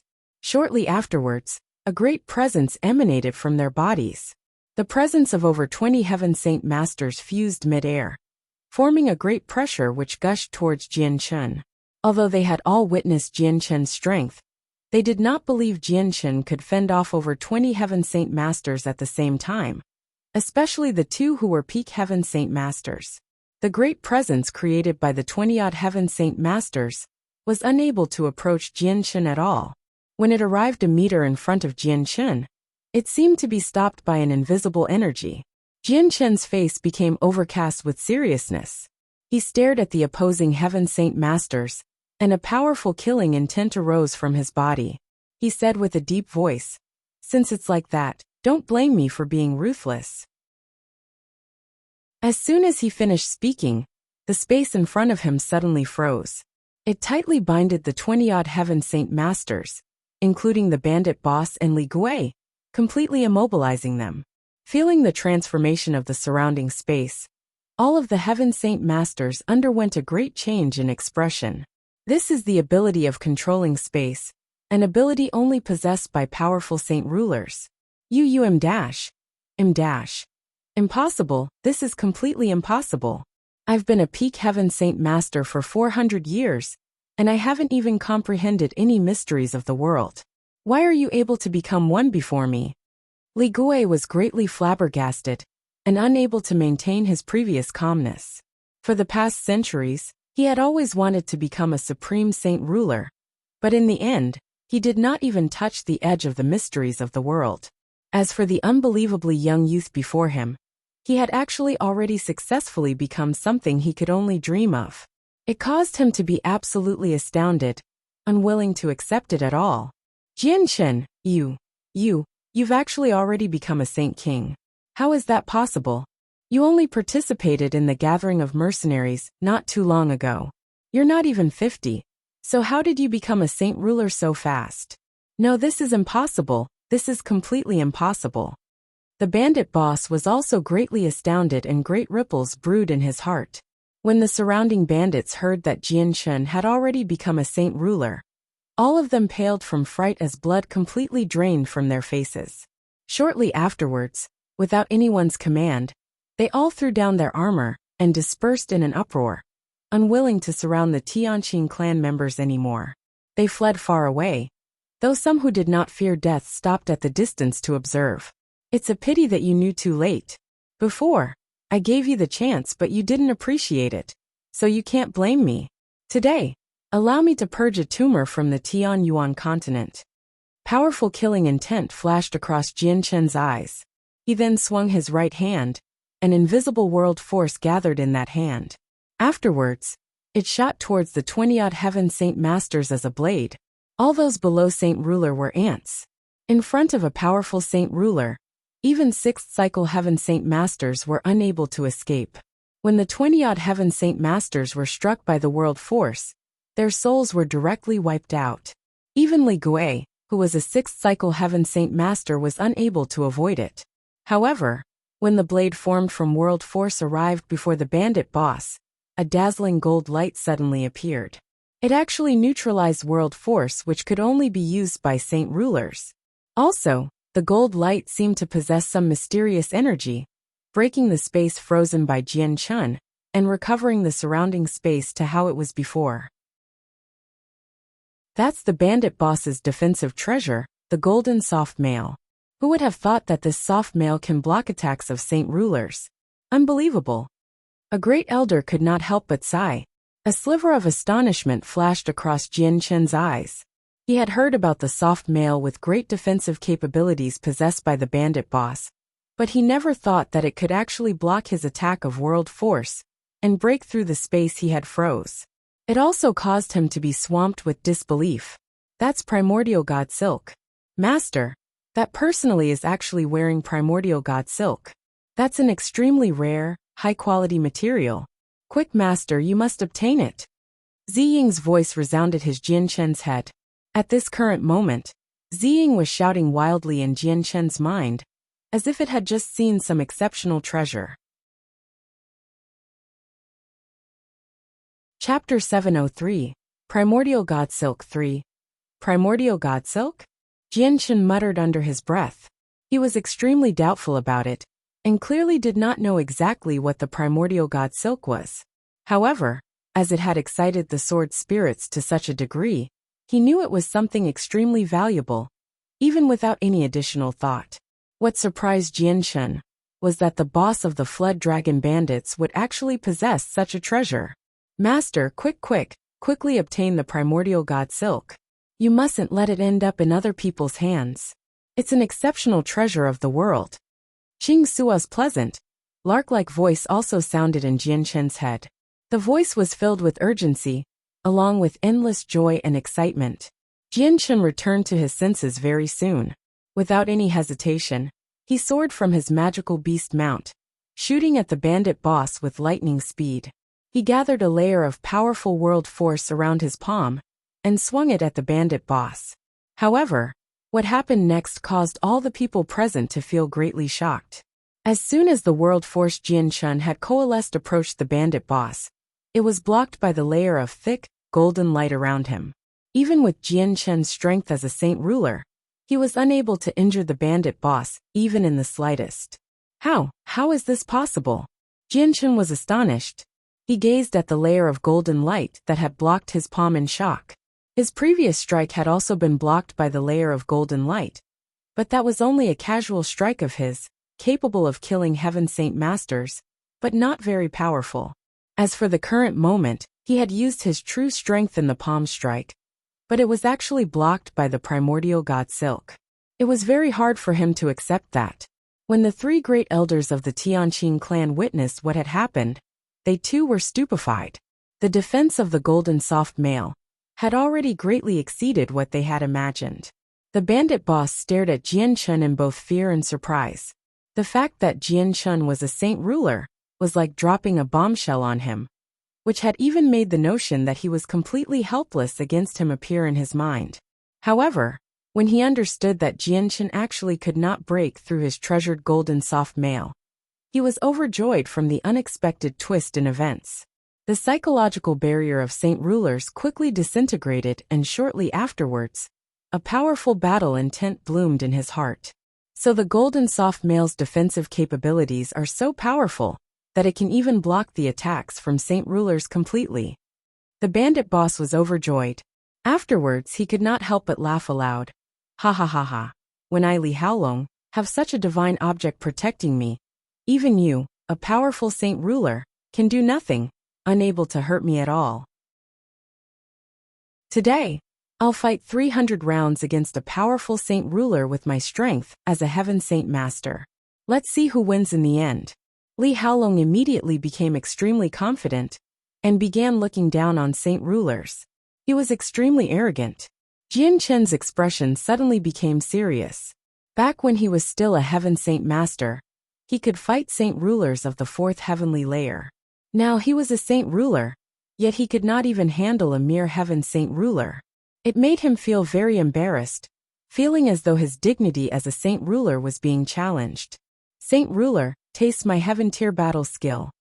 The bandit boss roared and surging saint force flowed out from his body, all of it entering the saint weapon in his right hand. He began to use the heaven tier battle skill. As soon as he began using the heaven tier battle skill, the weather started to change. The pressure of a heaven tier battle skill flowed majestically from the world, enveloping the entire mountain. The great pressure had caused most of the weeds on the mountain to bend, and even some magical beasts collapsed on the ground shivering. Whenever a heaven tier battle skill was used, the world would always change to acknowledge it. Quickly retreat. The expressions of the three great elders became extremely serious. They immediately ordered the great group of people from the Tianqing clan to retreat, to prevent them from being affected by the heaven tier battle skill. The bandit boss used the heaven tier battle skill because of Jian Chen, so the battle skill completely locked onto Jian Chen's presence. The great pressure gathered around him, causing the surrounding space to become slow-moving, as if it was attempting to tightly bind and immobilize Jian Chen. Afterwards, a powerful ray of light shot through the air. The bandit boss had completely charged up the skill, and swung the saint weapon in his hand at Jian Chen like a lightning bolt, carrying with it a force of a lightning bolt, something that could even cause the world to tremble. You want to play with heaven tier battle skills in front of a saint ruler? What a joke. Jian Chen stared at the bandit boss with ridicule. His body trembled a little, and the surrounding space that had froze from the pressure of the battle skill immediately returned to how it was before. A transparent barrier suddenly appeared without any prior warning, forming a tight cage around the bandit boss's body. The extremely powerful strike from the bandit boss's battle skill did not reach Jian Chen in the end, being caught in the barrier. The barrier immediately shook slightly. Meanwhile, the grand energy on the bandit boss's saint weapon was quickly sucked away by the barrier, akin to a whale taking in seawater. In the blink of an eye, the barrier completely nullified the power of the heaven tier battle skill. Not only did the bandit boss's mighty battle skill fail to injure Jian Chen, it had completely disappeared before being able to do anything. All those below Saint Ruler were ants. Although the bandit boss had the primordial god Silk protecting him, which made it extremely difficult for Saint Rulers to injure him, it was impossible for him to pose any threat to Saint Rulers with just his strength as a Heaven Saint Master. Even using a Heaven tier battle skill was not enough, unable to break through the barrier cast down by Saint Ruler. This was because their strengths were on two separate levels, without anything to make up for the difference, unless he possessed a power even greater than world force like Jian Chen's chaotic force. Seeing how his full-powered strike with the Heaven tier battle skill could not even break through the thin barrier, the bandit boss's expression immediately changed greatly. His confidence bloomed from the primordial god Silk, also shattered immediately, and his mood, which had just livened up, dipped into a ravine again. Master, the power of the primordial god Silk is very strong. You can only use chaotic force to break through the primordial god Silk. At this moment, Jian Chen heard Ziying's voice in his head. Hearing that, a gleam of light flashed across Jian Chen's eyes. He did not hesitate, and immediately began to move. With a slight thought, the chaotic Naiden in his dantian immediately spat out strands of chaotic force, gathering in his right hand. As the chaotic force gathered, a dark glow immediately enveloped Jian Chen's palm, and shortly afterwards, a presence of destruction began to permeate. It caused the surrounding space to tremble. The chaotic force surged into Jian Chen's hand, quickly forming a sword which he thrust towards with lightning speed, at the bandit boss who was still trapped in the barrier. The chaotic force sword pierced through the barrier cast down by Jian Chen, directly traveling towards the center of the bandit boss's eyebrows. When it came in contact with the golden light, given off by the primordial god Silk, it actually broke through it without much difficulty. The sword pierced into the center of the bandit boss's eyebrows, wiping out his soul. With the death of the bandit boss, the primordial god Silk, he will also seem to lose all of its power. The golden light given off began to disappear very quickly, completely vanishing without much time. The chaotic force coalesced in Jian Chen's palm, also dispersed very quickly, turning back into strands of chaotic force, and returning to the chaotic Niden. Shortly afterwards, the barrier that surrounded the bandit boss also disappeared without a sound. Jian Chen did not even look at the bandit boss. With the wave of a hand, an invisible energy crashed onto the bandit boss's corpse, causing his clothes to be shred into smithereens, revealing a thin, golden garment that seemed to be made of silk. Perhaps this is the primordial god Silk. Jian Chen stared at the thin golden garment in interest and muttered softly. He just found it too astounding for such an ordinary-looking, golden piece to actually possess such great defense, even able to block the attacks of a saint ruler. This is it. Master, this is the primordial god Silk. Take it quick, take it quick. Ziying called out with excitement and joy in Jian Chen's head. Jian Chen immediately squatted down to pull off the golden garment from the bandit boss's corpse. It was not big, only a nifty sleeveless piece. The material it was made of was soft and tough. The garment itself was extremely light, and in his hand, he could not feel any weight at all. Congratulations on brother Jian Chen receiving the defensive treasure, the golden soft mail. This golden soft mail can block attacks from powerful saint rulers. If brother Jian Chen wears it, it will be like adding wings to a tiger, making brother Jian Chen even greater. As soon as Jian Chen obtained the primordial god Silk, he heard the praises from the great elders behind him. The three great elders, the patriarch and others all looked at the primordial god Silk with a gaze of well-concealed coveting. No one could resist the urge of such a powerful defensive treasure. However, in their hearts, ideas of taking it for themselves failed to bloom, because with the strength Jian Chen had displayed, none of them ever dared to let such ideas cross their mind. Jian Chen did not pay any attention to the words of praise from the great elders of the Tianqing clan because currently, his mind was filled with Ziying's cries of excitement. Ha ha ha, wonderful, wonderful. Who would have thought we would encounter the primordial god Silk here? Something that can only be seen but not sought after. This just makes people overjoyed. Master, your luck is just too good, actually able to encounter such a saintly item. The primordial god Silk is extremely rare. Qing Sua and Ziying have existed for countless years, yet we've only seen a few, and every single one of them were possessed by heavenly emperors. It's primeval treasure. Ziying, Qing Sua, perhaps this primordial god Silk is a material for forging the azulite swords? Jian Chen asked doubtfully. This was the first time he had heard of the primordial god Silk, so he had no idea about its other uses. Master, the primordial god Silk is not a material for forging the azulite swords, but a rare material used to create spiritual treasures of the world.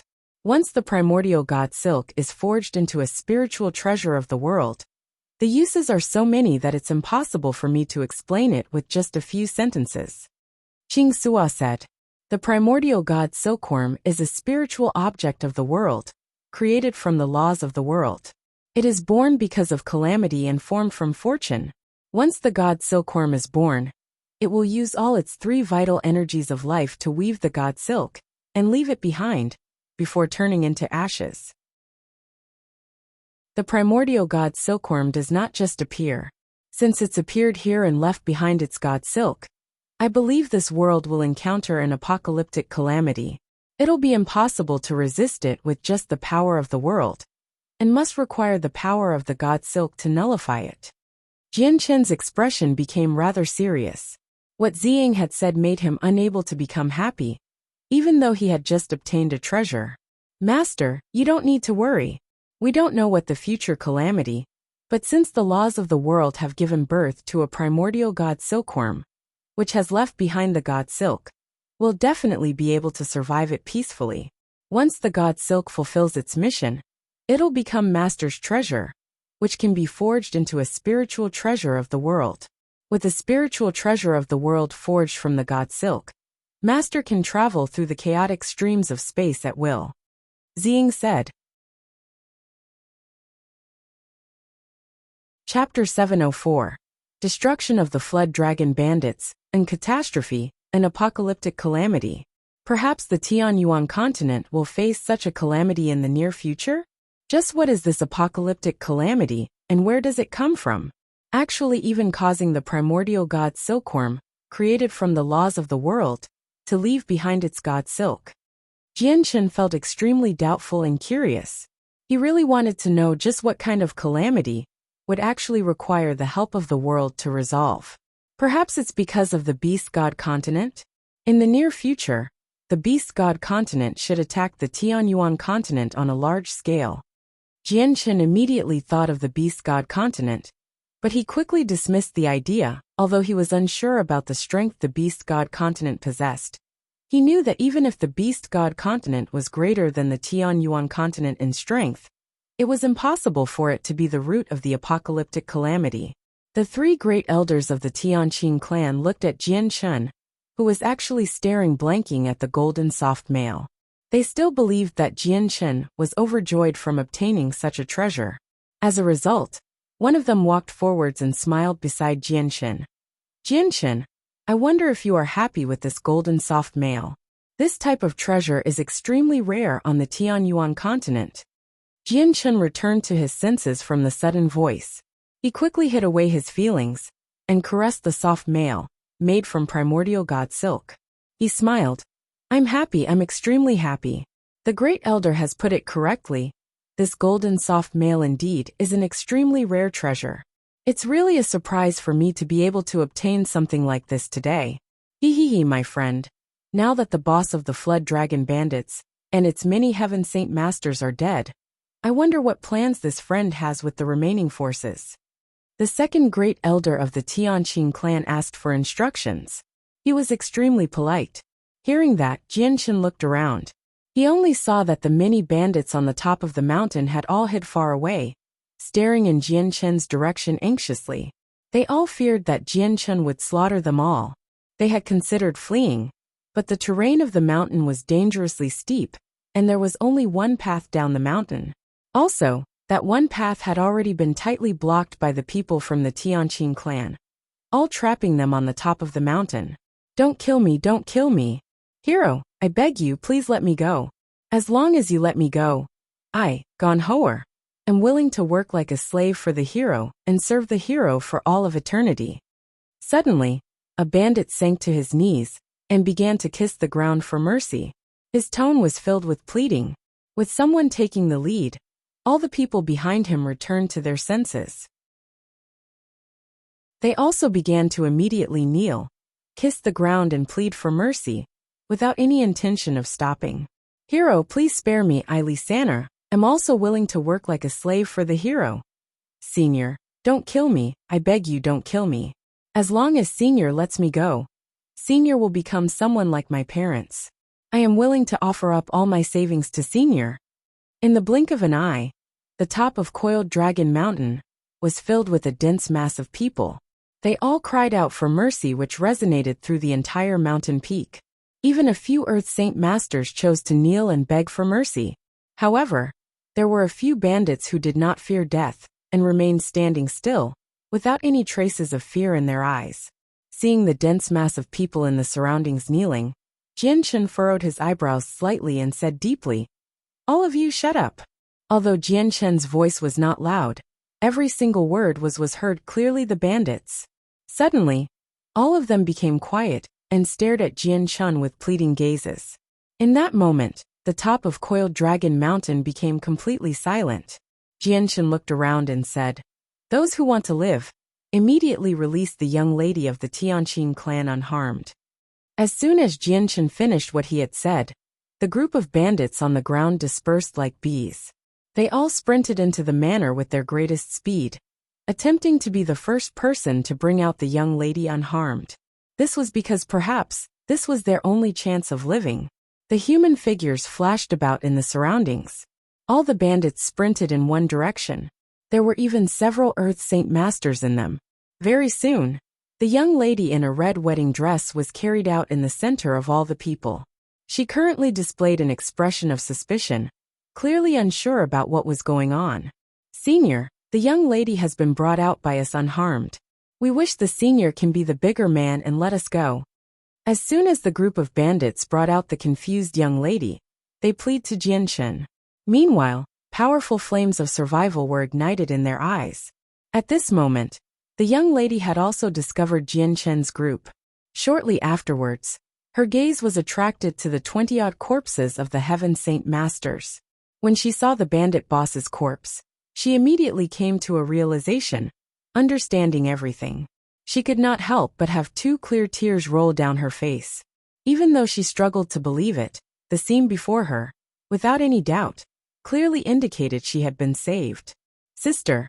Qin Xiao immediately leapt off his magical beast, arriving before the young lady with a few leaps and bounds. He held onto the young lady's shoulder, clearly moved, and said, "Sister, brother and father have come to save you. Now that the boss and all the experts of the Flood Dragon bandits are dead, you are safe, sister. You don't need to marry the bandit boss's son anymore." The young lady of the Tianqing clan was so moved that she could not express herself. She felt that she was unable to accept what had happened in such a short time. She just could not believe it, that the Tianqing clan had actually saved her, as well as killed so many experts of the Flood Dragon bandits. "Qiner, it must have been hard for you these days." The patriarch of the Tianqing clan also arrived before the young lady. His tone was full of concern. At this moment, Qin Xiao suddenly pulled the young lady by the hand to Jianchen. He said emotionally, "Sister, it's all because Brother Jianchen helped out. If we didn't have Brother Jianchen's help, just our Tianqing clan wouldn't have been enough to fight off the Flood Dragon bandits. Sister, you probably don't know, but Brother Jianchen's strength has already increased greatly. He's already become a saint ruler, and killed the 20-odd Heaven Saint Masters, with just the flick of a finger." When the two words "saint ruler" entered the young lady's ears, her delicate body suddenly froze. Shortly afterwards, she stared at Jianchen in disbelief. She struggled to believe that Jianchen, who was younger than his brother, had already become a saint ruler. At that moment, Jianchen's impression in the young lady's heart rose to an unbelievably great level. In that silent moment, it had already been deeply engraved in the young lady's mind unknowingly. Even though she felt swamped in disbelief, the young lady returned to her senses without much time. She hurriedly bowed to Jianchen. "I thank Lord Jianchen for his help." Jianchen smiled before hurrying to help the young lady to her feet. He said, "Young lady Qin does not need to be so polite. This is something Jianchen should have done. It's not worth mentioning." The young lady slowly stood up with Jianchen's help. Her eyes were pooled with tears, and looked emotionally at the handsome face filled with righteousness. Other than endless gratitude, something else seemed to be present in her eyes. Jianchen also felt slightly unnatural from being stared at by the young lady. He smiled slightly, but just when he was about to say something, a hubbub rose up from close by. Release me, release me. What are you doing? Are you rebelling?" A youth in a great red robe had his hands tied up behind him by several large men, and carried into the courtyard. Afterwards, he was brutally thrown onto the ground. The men said politely to Jianchen, "Senior, this is the bandit boss's son. It's him who came up with the idea of abducting the young lady." Hearing that, Jianchen's gaze grew cold. He examined the youth closely, and realized that he was around 30 years of age, and had an ordinary appearance. He seemed to display an unconcealed arrogance in his expression. "You bastard! So the person who came up with the idea of abducting sister is you. Qin Xiao will never let you go." Flames of rage surged in Qin Zhao's eyes. He directly ran up and began beating up the youth, hitting the youth to a point where he cried aloud. "You dare to hit me? Do you even know who my father is? He's the boss of the Flood Dragon Bandits, the strongest below Saint Rulers. Do you even want to live anymore? And you guys, are you rebelling?"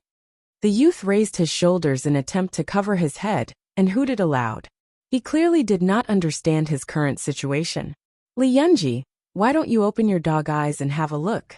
Your father lies not too far away." One of the big men, who dragged out the youth, cursed at him without holding back.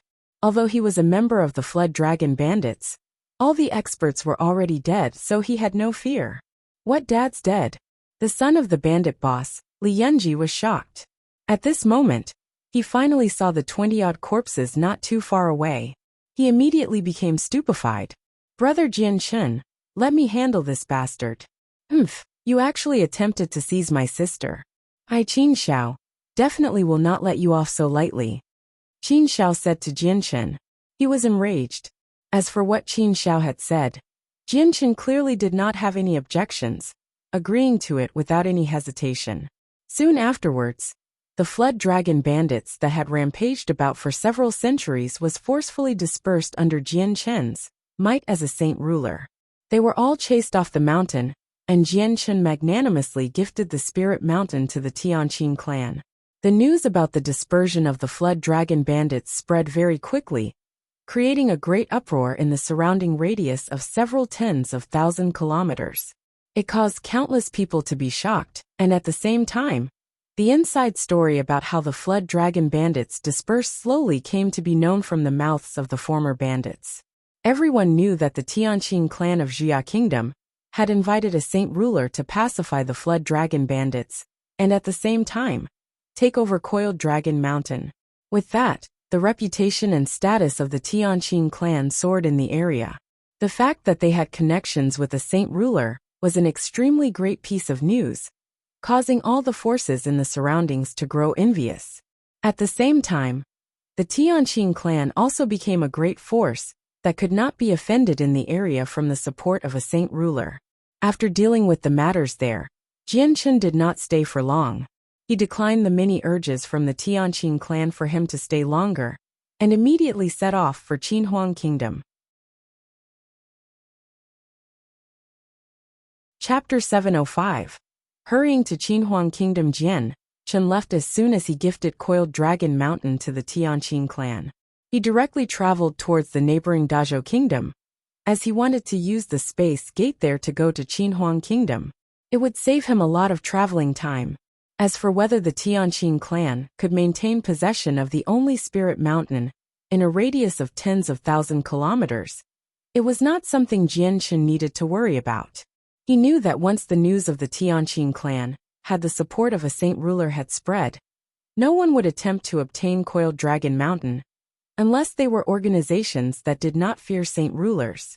However, even if a group like that existed, they would not become enemies with a saint ruler just for a mere Spirit Mountain. Since the Tianqing clan now possessed the Spirit Mountain, their overall strength should increase without much time.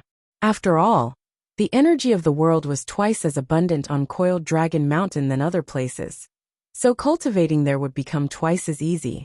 Jianchen used spatial force to quickly fly at an altitude of several dozen of kilometers. As for cat-sized white tiger, it was currently curled up tightly on Jianchen's shoulder, sleeping. It was still digesting the medicinal effects of the heavenly resources. The primordial god silk appeared in Jianchen's hands again. He mumbled to himself, "Although it's delayed me by 2 days with that trip to Coiled Dragon Mountain, the harvest is pretty big. I actually obtained a treasure like this primordial god silk. But just what is the calamity that comes with it?" Jianchen did not become overjoyed from obtaining the primordial god silk. Instead, he was filled with worry. The psychological burden brought on by the idea of a future apocalyptic calamity just did not allow him to become happy. This was because he understood that since it was called an apocalyptic calamity, and that the laws of the world had even gone to the extent to give birth to a primordial god silkworm to leave behind a divine time, the catastrophe definitely would be extremely great and dangerous. If he did not handle it properly, perhaps the world would be destroyed. Jianchen traveled towards Dazhou Kingdom with a heavy heart. At the same time, a burly middle-aged man stood gloomily at the edge of the Cross Mountains. His complexion was rather pale, and the haggardness of his face was difficult to conceal. He was the king from the Gilligan clan that had attempted to kill Jian Chun and obtain the winged tiger god, but was secretly repelled by Houston.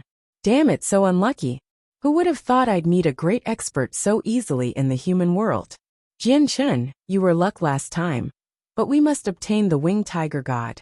Even if there are great human experts stepping in, you can't save the situation. The king gnashed his teeth. When he thought about the situation a few days ago, he would feel a lingering fear. Even in the end, he did not know who the great expert who had fought against him secretly was, but there was no doubt that the person was strong. With his strength of a second heavenly layer Saint King, he was beat up to a point where he could not even fight back, forcing him to use a secret technique to escape in the end. For that, he had paid a heavy price, causing his strength to fall back to the first heavenly layer, wiping out his many years of hard work in just a day. At this moment, several figures flickered in the distance. They quickly flew towards the magical beast's position, arriving before him in the blink of an eye. The figures just happened to stop on the edge of the outer perimeter of the Cross Mountains. Neither the magical beast nor the people crossed the border. There were a total of 5 people who had come, and all of them were elderly men. Other than 2 who were still ruddy-looking, the other 3 were covered in wrinkles and seemed extremely old. King, I wonder why you have asked us to come? One of the elderly men clasped his hands, and the member of the Gilligan clan 5 meters away. He was extremely respectful. The king stood with his arms crossed and stared at the 5 people indifferently. He said, I indeed have something important that needs to be done for calling the 5 of you here this time. Please tell us. One of the old men clasped his hands respectfully. A golden light flashed across the Gilligan clan king's eyes. The energy of the world before him began to ripple greatly, and very soon, an image appeared out of nowhere. The image was formed from the energy of the world, according to the Gilligan clan king's memory. This person's Jian Chun, a person from a small kingdom called Jessen Kingdom. He carries a snow-white winged tiger cub. Your task is to take the tiger cub from Jian Chun and bring it to me. The Gilligan clan king said coldly. The 5 elderly men all examined the image of Jian Chun closely, deeply engraving it into their minds. Afterwards, one of the people said, King, I wonder what the remuneration for this is? The Gilligan clan king raised his hand and 5 glittering, fist-sized monster cores appeared. With the appearance of the monster cores, the surrounding energy of the world seemed to become violent.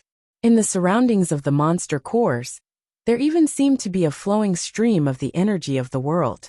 Seeing the 5 glittering monster cores, the 5 elderly men revealed unconcealed expressions of greed and lust. The Gilligan clan king sneered slightly and said, Here are 5 Class 7 monster cores as a deposit. After you're done with the task, I'll give every one of you another 2 Class 7 monster cores. Gleams of light flashed brightly in the 5 elderly men's eyes. They were overjoyed. With that, it meant that they could obtain 3 extremely precious Class 7 monster cores from finishing the mission. If they successfully absorbed the energy of the 3 magical cores, their strength would rise to another level. Go, do it quick and come back quick. I'll be waiting for your good news. The Gilligan clan king vanished, only leaving behind 5 glittering monster cores floating midair. The 5 people stared covetously at the 5 monster cores. Afterwards, each of them took one before hurrying away. Meanwhile in Longevity Valley, Uncle Shio squatted in the fields barefooted, clearing away all the weeds. Suddenly a gleam of light flashed across his eyes and he said, Shiomi, come over. Not far away, Shiomi, who was also clearing away the weeds, stood up and immediately walked to Uncle Shio. He asked doubtfully, Father, what is it? Uncle Shio produced a blood-red arrow banner and said, We humans have 5 saint rulers who are working with the Gilligan clan king to do things that are detrimental to our race. Take my arrow banner and quickly go to the Bloodsword sect. Get the 4 protectors to personally move out to kill the 5 traitors. Father, didn't you once swear that you would no longer interfere with the matters of the Tianyuan continent? Why have you? Shiomi asked in suspicion. Uncle Shio sighed softly. He said, This involves a lot of things. I'm unable to do anything personally, because that would attract too much attention. Also, this involves Jianchen's safety, so I can't just stand and watch. Jianchen's strength may have greatly increased, but he can't fend off all 5 of them. Hearing how it involved Jianchen's safety, Xiaomi's expression immediately became serious. He said, I understand. Father, I'll go to the Bloodsword sect and get the 4 protectors to move out. But just who are these 5 traitors? Just tell the 4 protectors to head to Jessen Kingdom. Once they're there, they will naturally be able to tell who the 5 are. Uncle Xiao said. Chapter 706. Changes of the Holy Empire. 1. Jianshen used the space gate at Dazhou Kingdom without any hindrance, directly traveling to Qinhuang Kingdom. This time, the destination for the space gate was clearly more accurate than the times before, directly materializing in a region of rural wilderness in the Qinhuang Kingdom. Jianshen passed through the space gate and arrived at Qinhuang Kingdom. He appeared in an unfamiliar area of wilderness. He looked around before immediately soaring up into the sky, seeing all the terrain in the radius of a few kilometers. Afterwards, he immediately took out a map from his space ring and began examining it. After a while, Jianshen finally found his directions.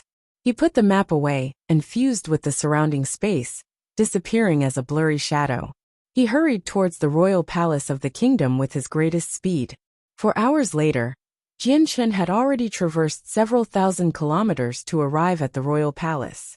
He continued towards the center of the imperial city, without any changes in his speed, to where the palace was. As soon as Jianshen approached the imperial palace, he was sensed by the 4 imperial protectors inside. Also, a voice rang in Jianshen's ears.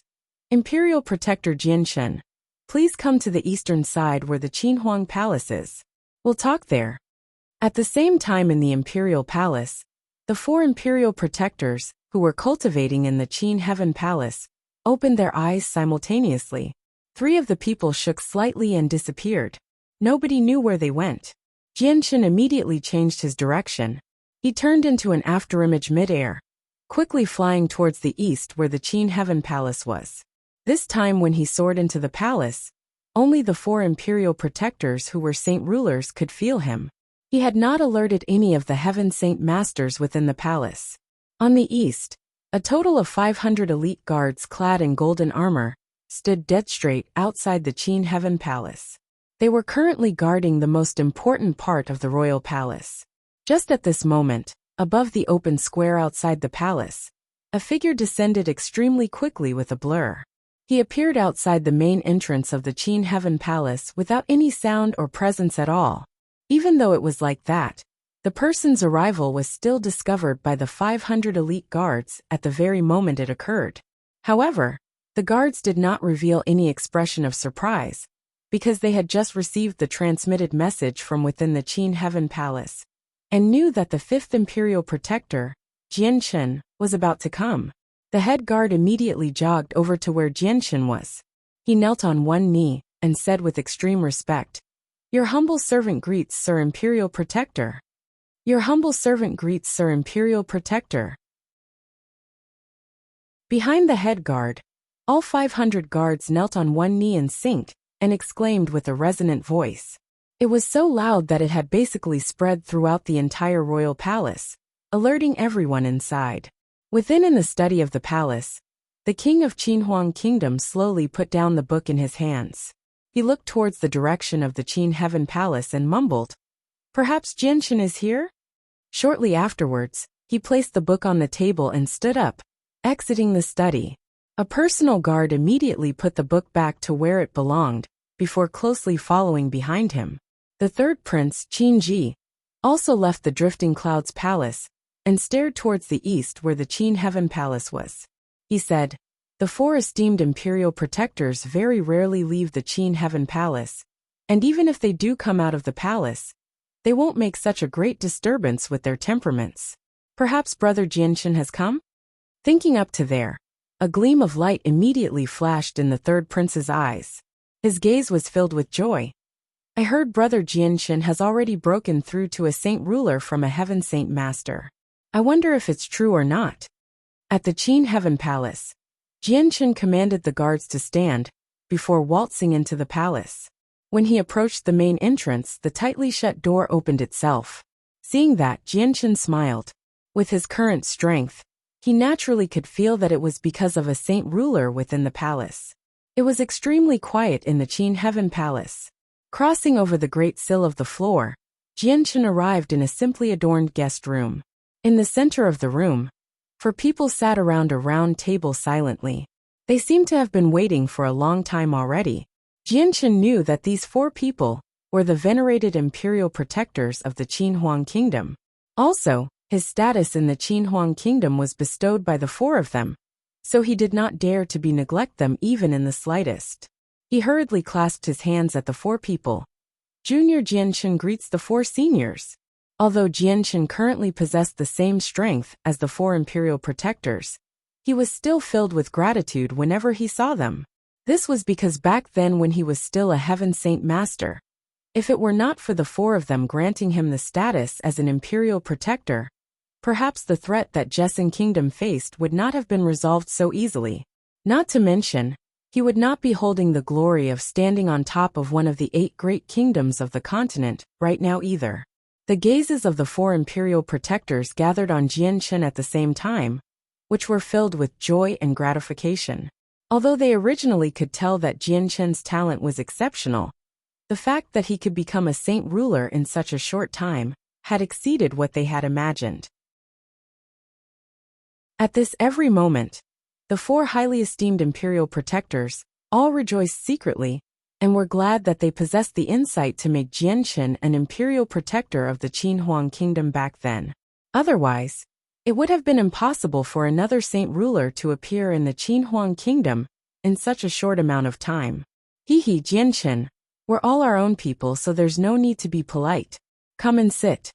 An imperial protector said to Jianchen with a smile. He was extremely polite because he knew very well that Jianchen still had a lot of time for growth in his future, and his future accomplishments definitely would not just stop there. Jianchen, sit. It's already been some time since you became the 5th imperial protector of my Qin Huang Kingdom. We've never properly had a conversation with you, so we might as well have one now. Another imperial protector invited Jianchen to sit down with an amiable tone. Jianchen smiled at ease. He did not hold back, directly walking to the round table and sitting down confidently in the only remained seat.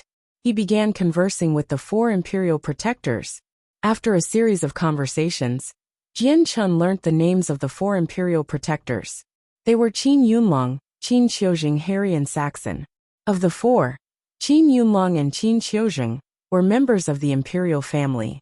Although Harry was not a part of the imperial family, he was a native who had grown up in Qin Huang Kingdom.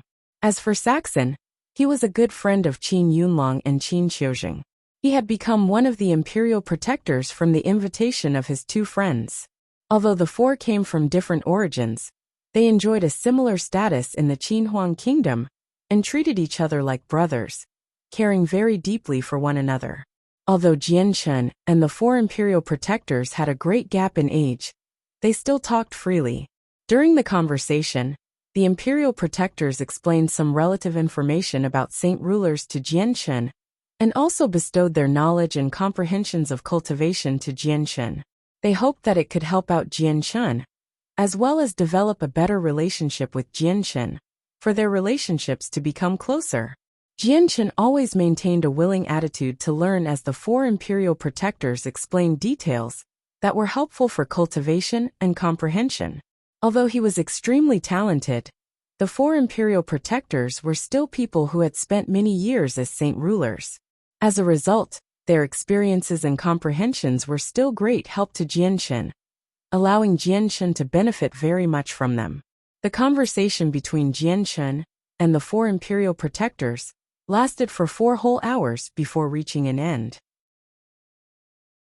After falling into silence for a short while, Qin Yunlong cleared his throat and said, Jianchen, the reason why the four of us got you to hurry to the Qin Huang Kingdom is because we actually have something extremely important to discuss with you.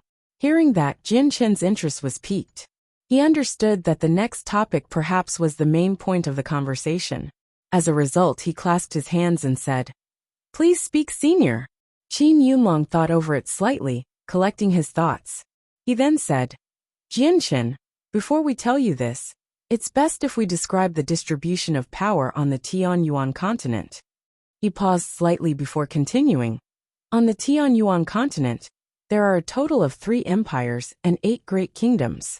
The 3 empires are the countries that possess the greatest power on the Tianyuan continent. They are not any weaker than ancient clans, and even when compared with ancient clans, they stand among the best.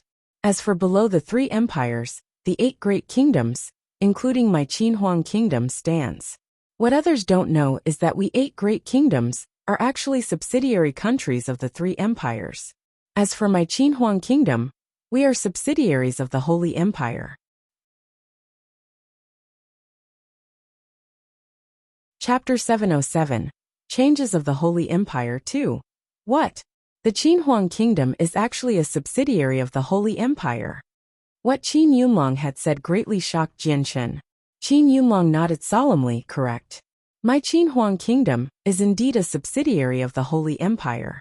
Other than my Qinhuang kingdom, there are 2 other great kingdoms, which was subsidiaries to the Holy Empires, and they are the Fire Dragon Kingdom and the Buddhist Kingdom. The 2 great kingdoms possess similar strength, and aren't much weaker compared to my Qinhuang kingdom. This is a great secret on the Tianyuan continent. Ordinary people have no idea about it, and there aren't many who know of it even in the ancient clans.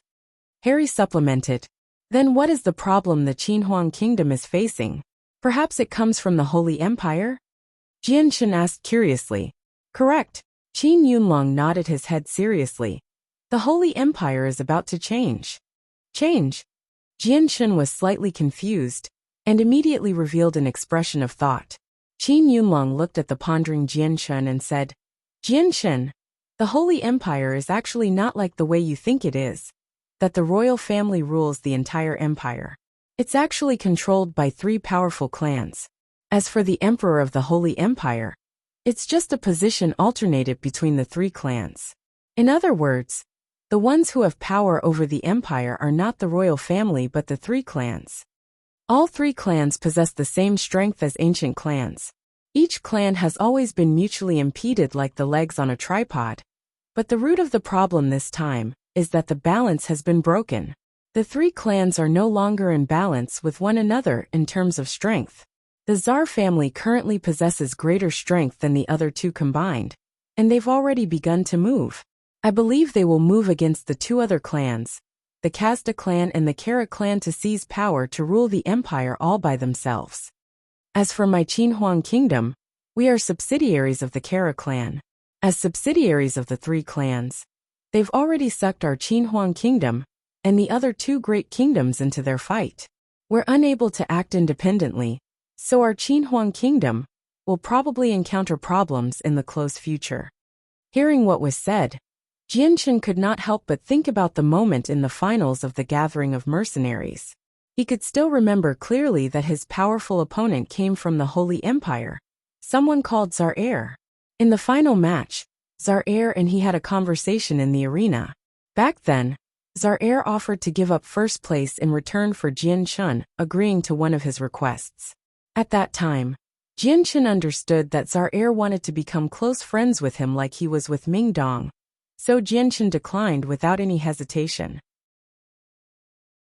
This was because he could already hear from how Tsar spoke that there was a terrifying power battle attempting to drag him in.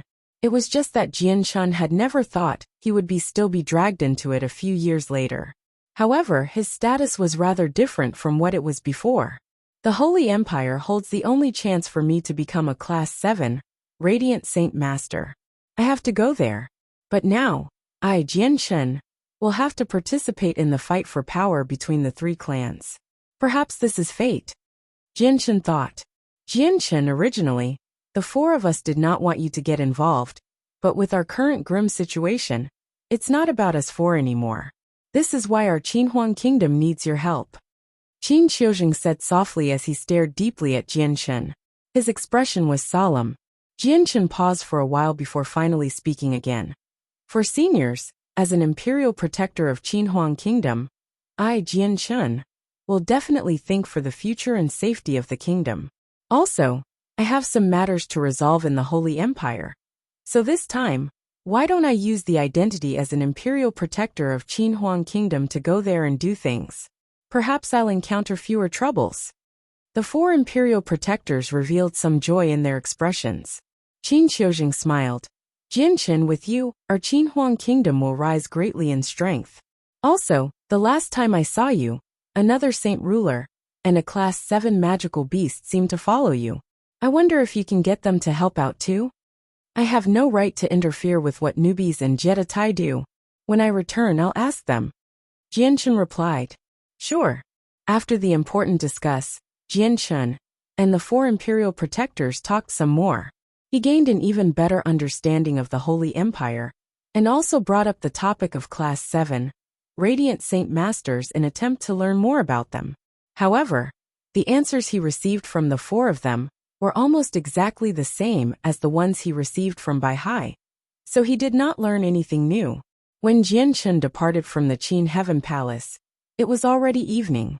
Around 1,000 meters from the front of the Qin Heaven Palace, a group of people had already gathered there for a very long time. The person who stood at the very front was the king of Qinhuang Kingdom, and behind him, there were a few members of the royal family, as well as an Heaven Saint Master Imperial Advisor. Naturally, there was phatic conversation between Jianchen and the group. After Jianchen and the king, as well as the third prince Qinji, conversed a little, he was politely invited to a banquet to drink and have a merry time. Perhaps because Jianchen was now a saint ruler, the king's tone towards Jianchen bared some respectfulness that was never shown before. As Jianchen, the king and the many guests had their merry time, in a small kingdom several hundred kilometers away, there were 5 elderly people that gather in a small inn, conversing with each other. To others, their mouths opened and closed, but there was no sound at all. It was as if they were doing some unknown lip reading. I've already investigated everything. This Jianchen is a saint ruler, and he's not that weak. He's formed a mercenary group, and it's called the Flame Mercenaries or something. Other than him, there are another 2 saint rulers there. An elderly man said. Then have you investigated whether Jianchen carries a winged cub that's completely white? An old man beside him asked. The person who was responsible for the investigations nodded. I've naturally investigated everything important, and the outcome isn't disappointing. Jianchen indeed carries a cub like that. The cub should be what the king wants. Since Jianchen is the captain of the Flame Mercenaries, he definitely must be at the mercenary headquarters. Let's just go directly to the Flame Mercenaries, and after we get the cub, we'll hand it directly to the king. We can obtain the other 2 monster cores with that. Okay, let's go straight to the Flame Mercenaries. On the next day, in the headquarters of the Flame Mercenaries, all the central members dined together for breakfast. Ever since the Class 7 magical beast newbies entered the human world, he was deeply attracted to the food of humans. As a result, he would not miss any of the 3 meals in a day, and every time he ate, he would eat an amount that could feed 10 ordinary people, or even beyond that. He currently sat with Ming Dong, Yu Yu, Bai Lian and others around a large round table, wolfing down his breakfast. In front of him, there was already a large pile of plates. This roast meat is pretty good. The great newbies have never tried something this great. Yes, and this dessert, give me a few serving for every meal every day. The more the better. Newbies chattered as he wolfed down the roast meat in the plate. Sir Newbies the Great, you don't need to worry. As long as you stay with our Flame Mercenaries, Bai Lian can guarantee that we will treat you with large portions of delicious food every day. Bai Lian smiled sweetly at Newbies. Newbies raised his hand to glance at Bai Lian and derided. I, the great Newbies, know exactly what you're thinking in your silly brain. You want to use these delicious foods that can be bought with purple coins to bribe me. You're underestimating me, the great Newbies, too much. I am a dignified Class 7 magical beast. I would never fall so low. The people conversed as they ate on the dining table. After being associated with Newbies for some time, they all knew about Newbies' temperament. As a result, when they spoke to him, they respected him very much, avoiding his bottom line or making him lose his temper. Also, although Newbies was a Class 7 magical beast that had lived for centuries, or even thousands of years, he maintained a youthful mind, which was why he was able to remain so cheerful with a group of people who had a similar age. Although their relationship could not be regarded as close, it was enough for a few conversations. Just at this moment, a guard ran in from outside. He reported, "There are 2 people outside who refer themselves as people from the Tianmu clan. They wish to see the captain." "What, the Tianmu clan?" Newbies exclaimed out of surprise. It was possible that the people in the dining hall did not know what the Tianmu clan were, but newbies who participated in protecting the tungsten alloy mine knew very well. "Great Newbies, what is this Tianmu clan?" Bai Liang blinked several times and stared curiously at the shocked newbies. "Their background is pretty great. They're people from an ancient clan, and seem to have some connections with Jianshen. Everyone should go receive them together," Newbies said. Shortly afterwards, the core members of the Flame Mercenaries did not bother to continue breakfast. They all left the dining hall, walking towards the outside. When they arrived at the main entrance of the palace, they saw a flirtatious-looking girl, who seemed to be in her 20s, standing silently outside the entrance. She was Tianmu Ling. Beside Tianmu Ling, there was an old woman. The old woman had peppered gray hair, and her gaze was deep. She carried a dragon-headed cane, and seemed just like an ordinary old person. Jian Chun had basically let Bai Lian and Yu Yu, who were good at managing things, handle all the matters of the Flame Mercenaries. As Jian Chun was not currently present, Bai Lian and Yu Yu possessed the greatest authority. They had already learnt of their identities from newbies beforehand, so when they met, they immediately escorted the 2 people into the palace politely. Chapter 708. Hurrying to Qinhuang Kingdom. Jian Chun left as soon as he gifted Coiled Dragon Mountain to the Tianqing clan. He directly traveled towards the neighboring Dazhou Kingdom, as he wanted to use the space gate there to go to Qinhuang Kingdom. It would save him a lot of traveling time. As for whether the Tianqing clan could maintain possession of the only spirit mountain in a radius of tens of thousand kilometers, it was not something Jian Chun needed to worry about. He knew that once the news of the Tianqing clan had the support of a saint ruler had spread, no one would attempt to obtain Coiled Dragon Mountain, unless they were organizations that did not fear saint rulers. However, even if a group like that existed, they would not become enemies with a saint ruler just for a mere spirit mountain. Since the Tianqing clan now possessed the spirit mountain, their overall strength should increase without much time. After all, the energy of the world was twice as abundant on Coiled Dragon Mountain than other places, so cultivating there would become twice as easy. Jian Chun used spatial force to quickly fly at an altitude of several dozen of kilometers. As for cat-sized white tiger, it was currently curled up tightly on Jian Chun's shoulder sleeping. It was still digesting the medicinal effects of the heavenly resources. The primordial god silk appeared in Jian Chun's hands again. He mumbled to himself, "Although it's delayed me by 2 days with that trip to Coiled Dragon Mountain, the harvest is pretty big. I actually obtained a treasure like this primordial god silk. But just what is the calamity that comes with it?" Jian Chun did not become overjoyed from obtaining the primordial god silk. Instead, he was filled with worry. The psychological burden brought on by the idea of a future apocalyptic calamity just did not allow him to become happy. This was because he understood that since it was called an apocalyptic calamity, and that the laws of the world had even gone to the extent to give birth to a primordial god silkworm, to leave behind a divine time, the catastrophe definitely would be extremely great and dangerous. If he did not handle it properly, perhaps the world would be destroyed. Jian Chun traveled towards Dazhou Kingdom with a heavy heart. At the same time, a burly middle-aged man stood gloomily at the edge of the Cross Mountains. His complexion was rather pale, and the haggardness of his face was difficult to conceal. He was the king from the Gilligan clan that had attempted to kill Jian Chun and obtain the winged tiger god, but was secretly repelled by Houston. Damn it, so unlucky. Who would have thought I'd meet a great expert so easily in the human world? Jian Chun, You were luck last time, but we must obtain the winged tiger god. Even if there are great human experts stepping in, you can't save the situation." The king gnashed his teeth. When he thought about the situation a few days ago, he would feel a lingering fear. Even in the end, he did not know who the great expert who had fought against him secretly was, but there was no doubt that the person was strong.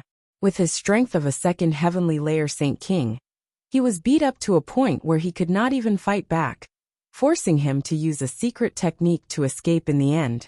For that, he had paid a heavy price, causing his strength to fall back to the first heavenly layer, wiping out his many years of hard work in just a day. At this moment, several figures flickered in the distance. They quickly flew towards the magical beast's position, arriving before him in the blink of an eye. The figures just happened to stop on the edge of the outer perimeter of the Cross Mountains. Neither the magical beast nor the people crossed the border. There were a total of 5 people who had come, and all of them were elderly men. Other than 2 who were still ruddy-looking, the other 3 were covered in wrinkles and seemed extremely old. "King, I wonder why you have asked us to come?" One of the elderly men clasped his hands, and the member of the Gilligan clan 5 meters away. He was extremely respectful. The king stood with his arms crossed and stared at the 5 people indifferently. He said, "I indeed have something important that needs to be done for calling the 5 of you here this time. Please tell us." One of the old men clasped his hands respectfully. A golden light flashed across the Gilligan clan king's eyes. The energy of the world before him began to ripple greatly, and very soon, an image appeared out of nowhere. The image was formed from the energy of the world, according to the Gilligan clan king's memory. This person's Jian Chen, a person from a small kingdom called Jessen Kingdom. He carries a snow-white winged tiger cub. Your task is to take the tiger cub from Jian Chen and bring it to me." The Gilligan clan king said coldly. The 5 elderly men all examined the image of Jian Chen closely, deeply engraving it into their minds. Afterwards, one of the people said, "King, I wonder what the remuneration for this is?" The Gilligan clan king raised his hand and 5 glittering, fist-sized monster cores appeared. With the appearance of the monster cores, the surrounding energy of the world seemed to become violent. In the surroundings of the monster cores, there even seemed to be a flowing stream of the energy of the world. Seeing the 5 glittering monster cores, the 5 elderly men revealed unconcealed expressions of greed and lust. The Gilligan clan king sneered slightly and said, "Here are 5 Class 7 monster cores as a deposit. After you're done with the task, I'll give every one of you another 2 Class 7 monster cores." Gleams of light flashed brightly in the 5 elderly men's eyes. They were overjoyed. With that, it meant that they could obtain 3 extremely precious Class 7 monster cores from finishing the mission. If they successfully absorbed the energy of the 3 magical cores, their strength would rise to another level. "Go, do it quick and come back quick. I'll be waiting for your good news." The Gilligan clan king vanished, only leaving behind 5 glittering monster cores floating midair. The 5 people stared covetously at the 5 monster cores. Afterwards, each of them took one before hurrying away. Meanwhile, in Longevity Valley, Uncle Shio squatted in the fields barefooted, clearing away all the weeds. Suddenly a gleam of light flashed across his eyes and he said, "Shiomi, come over." Not far away, Shiomi, who was also clearing away the weeds, stood up and immediately walked to Uncle Shio. He asked doubtfully, "Father, what is it?" Uncle Shio produced a blood-red arrow banner and said, "We humans have 5 saint rulers who are working with the Gilligan clan king to do things that are detrimental to our race. Take my arrow banner and quickly go to the Bloodsword sect. Get the 4 protectors to personally move out to kill the 5 traitors." "Father, didn't you once swear that you would no longer interfere with the matters of the Tianyuan continent? Why have you?" Shiomi asked in suspicion. Uncle Shio sighed softly. He said, "This involves a lot of things. I'm unable to do anything personally, because that would attract too much attention. Also, this involves Jian Chen's safety, so I can't just stand and watch. Jian Chen's strength may have greatly increased, but he can't fend off all 5 of them." Hearing how it involved Jian Chen's safety, Shiomi's expression immediately became serious. He said, "I understand. "Father, I'll go to the Bloodsword sect and get the 4 protectors to move out. But just who are these 5 traitors?" "Just tell the 4 protectors to head to Jesson Kingdom. Once they're there, they will naturally be able to tell who the 5 are," Uncle Xiao said.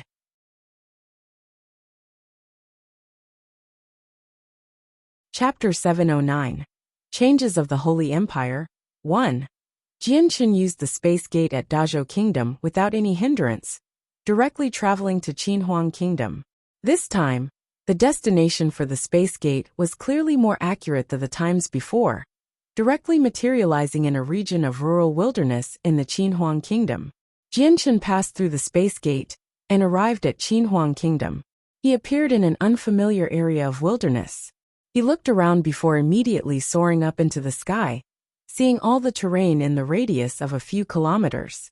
Afterwards, he immediately took out a map from his space ring and began examining it. After a while, Jianchen finally found his directions. He put the map away and fused with the surrounding space, disappearing as a blurry shadow. He hurried towards the royal palace of the kingdom with his greatest speed. 4 hours later, Jianchen had already traversed several thousand kilometers to arrive at the royal palace. He continued towards the center of the imperial city, without any changes in his speed, to where the palace was. As soon as Jianchen approached the imperial palace, he was sensed by the 4 imperial protectors inside. Also, a voice rang in Jianchen's ears.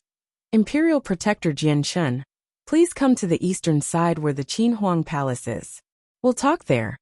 At the same time in the imperial palace, the 4 imperial protectors who were cultivating in the Qin Heaven Palace opened their eyes simultaneously. 3 of the people shook slightly and disappeared. Nobody knew where they went.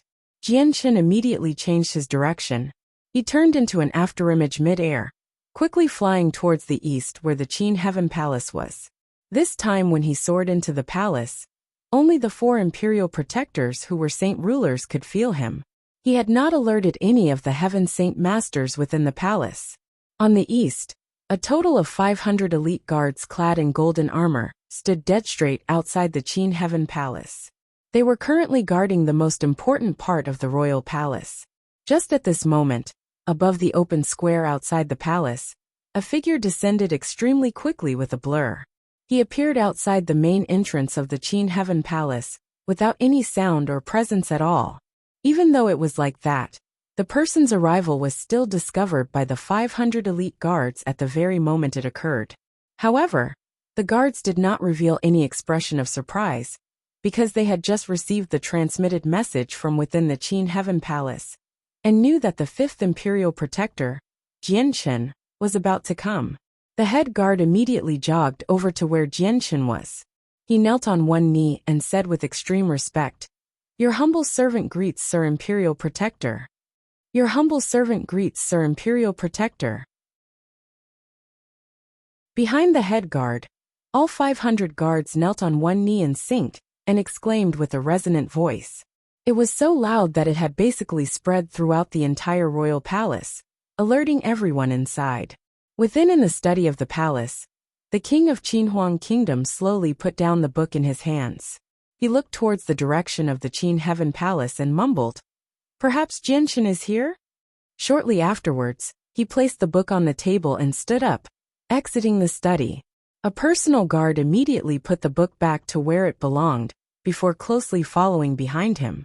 The 3rd prince, Qin Ji, also left the Drifting Clouds Palace and stared towards the east where the Qin Heaven Palace was.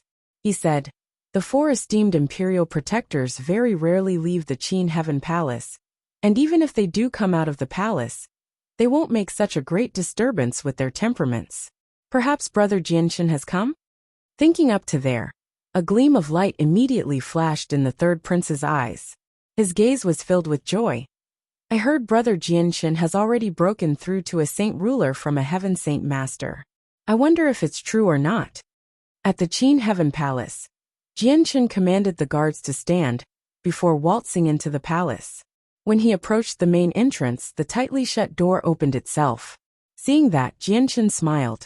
With his current strength, he naturally could feel that it was because of a saint ruler within the palace. It was extremely quiet in the Qin Heaven Palace. Crossing over the great sill of the floor, Jianchen arrived in a simply adorned guest room.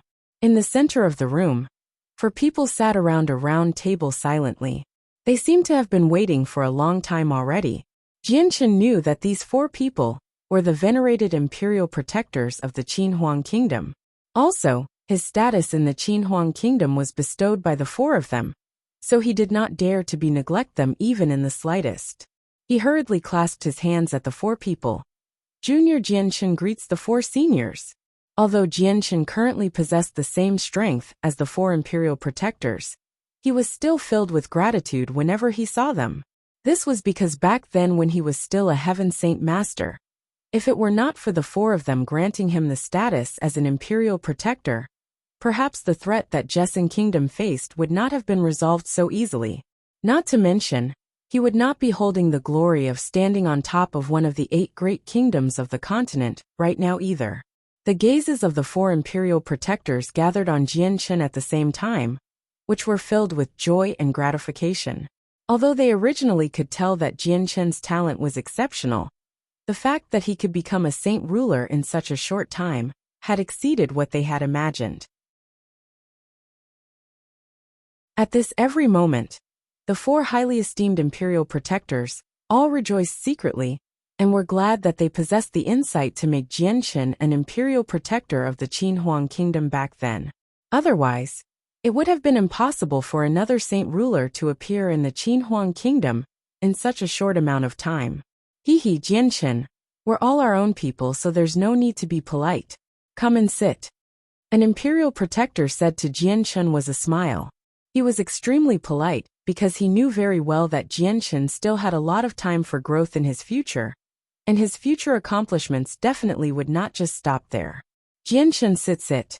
It's already been some time since you became the 5th imperial protector of my Qinhuang kingdom.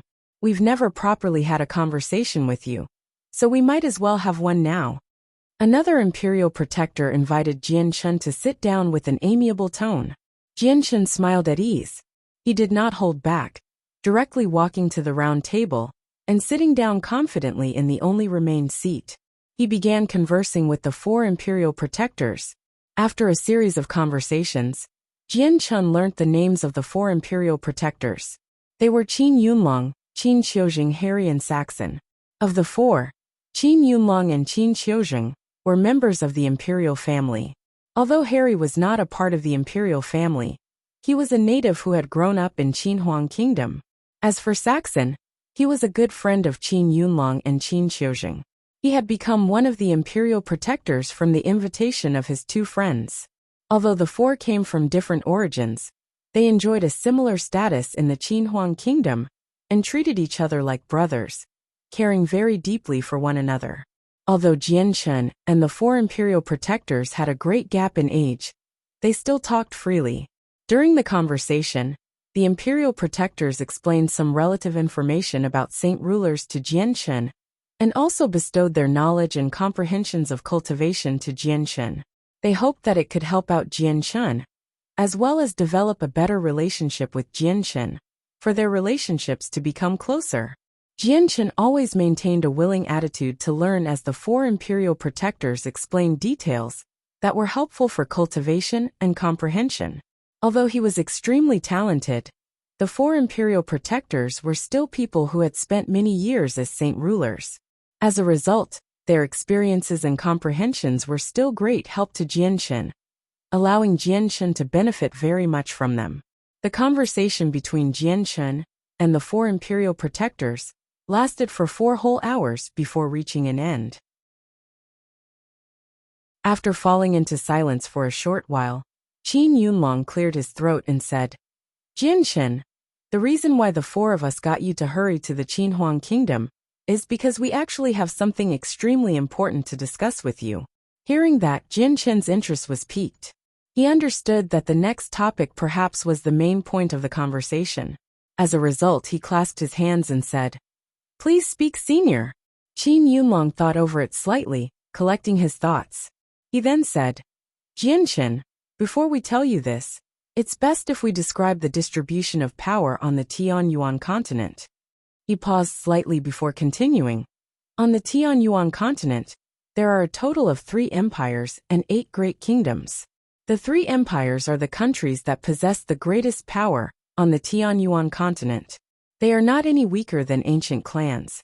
And even when compared with ancient clans, they stand among the best. As for below the 3 empires, the 8 great kingdoms, including my Qinhuang kingdom, stands.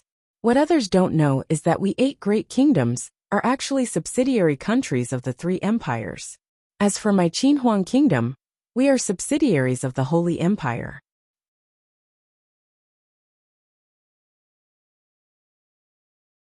Chapter 7:10. Changes of the Holy Empire 2. What? The Qinhuang kingdom is actually a subsidiary of the Holy Empire. What Qin Yunlong had said greatly shocked Jian Shen. Qin Yunlong nodded solemnly, correct. My Qinhuang kingdom is indeed a subsidiary of the Holy Empire. Other than my Qinhuang kingdom, there are 2 other great kingdoms, which was subsidiaries to the Holy Empires, and they are the Fire Dragon Kingdom and the Buddhist Kingdom.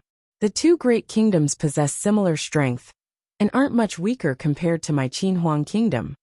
This is a great secret on the Tianyuan continent. Ordinary people have no idea about it, and there aren't many who know of it even in the ancient clans. Harry supplemented, then what is the problem the Qinhuang kingdom is facing? Perhaps it comes from the Holy Empire? Jian Shen asked curiously. Correct. Qin Yunlong nodded his head seriously. The Holy Empire is about to change. Change? Jian Shen was slightly confused, and immediately revealed an expression of thought.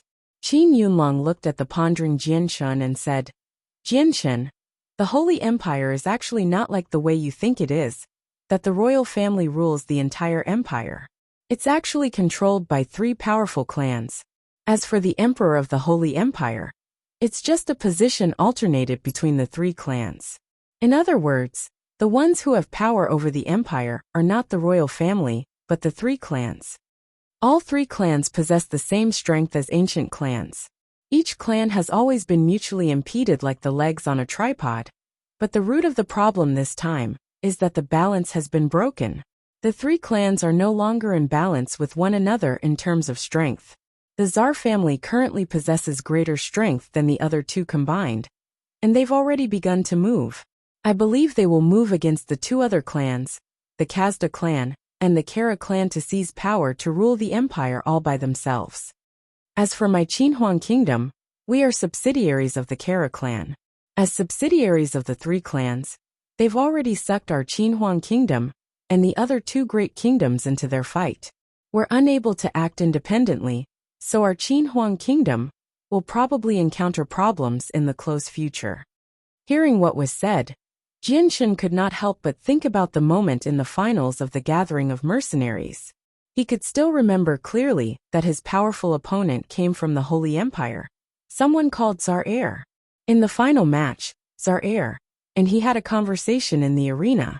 Back then, Tsar Air offered to give up first place in return for Jian Shen agreeing to one of his requests.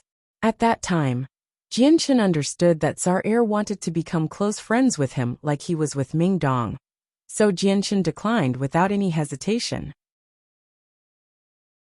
This was because he could already hear from how Tsar Air spoke that there was a terrifying power battle attempting to drag him in. It was just that Jian Shen had never thought he would still be dragged into it a few years later. However, his status was rather different from what it was before. The Holy Empire holds the only chance for me to become a Class 7, Radiant Saint Master. I have to go there. But now, I, Jian Shen, will have to participate in the fight for power between the 3 clans. Perhaps this is fate. Jian Shen thought. Jian Shen, originally, the 4 of us did not want you to get involved, but with our current grim situation, it's not about us 4 anymore. This is why our Qinhuang kingdom needs your help. Qin Xiuzheng said softly as he stared deeply at Jian Shen. His expression was solemn. Jian Shen paused for a while before finally speaking again. For seniors, as an imperial protector of Qinhuang kingdom, I, Jian Shen, will definitely think for the future and safety of the kingdom. Also, I have some matters to resolve in the Holy Empire. So this time, why don't I use the identity as an imperial protector of Qinhuang kingdom to go there and do things? Perhaps I'll encounter fewer troubles. The four imperial protectors revealed some joy in their expressions. Qin Xiujing smiled. Jianchen, with you, our Qinhuang kingdom will rise greatly in strength. Also, the last time I saw you, another saint ruler and a class 7 magical beast seemed to follow you. I wonder if you can get them to help out too? I have no right to interfere with what newbies and Jeditai do. When I return, I'll ask them. Jianchen replied. Sure. After the important discuss, Jianchen and the four imperial protectors talked some more. He gained an even better understanding of the Holy Empire, and also brought up the topic of Class 7, Radiant Saint Masters in attempt to learn more about them. However, the answers he received from the four of them were almost exactly the same as the ones he received from Bai Hai, so he did not learn anything new.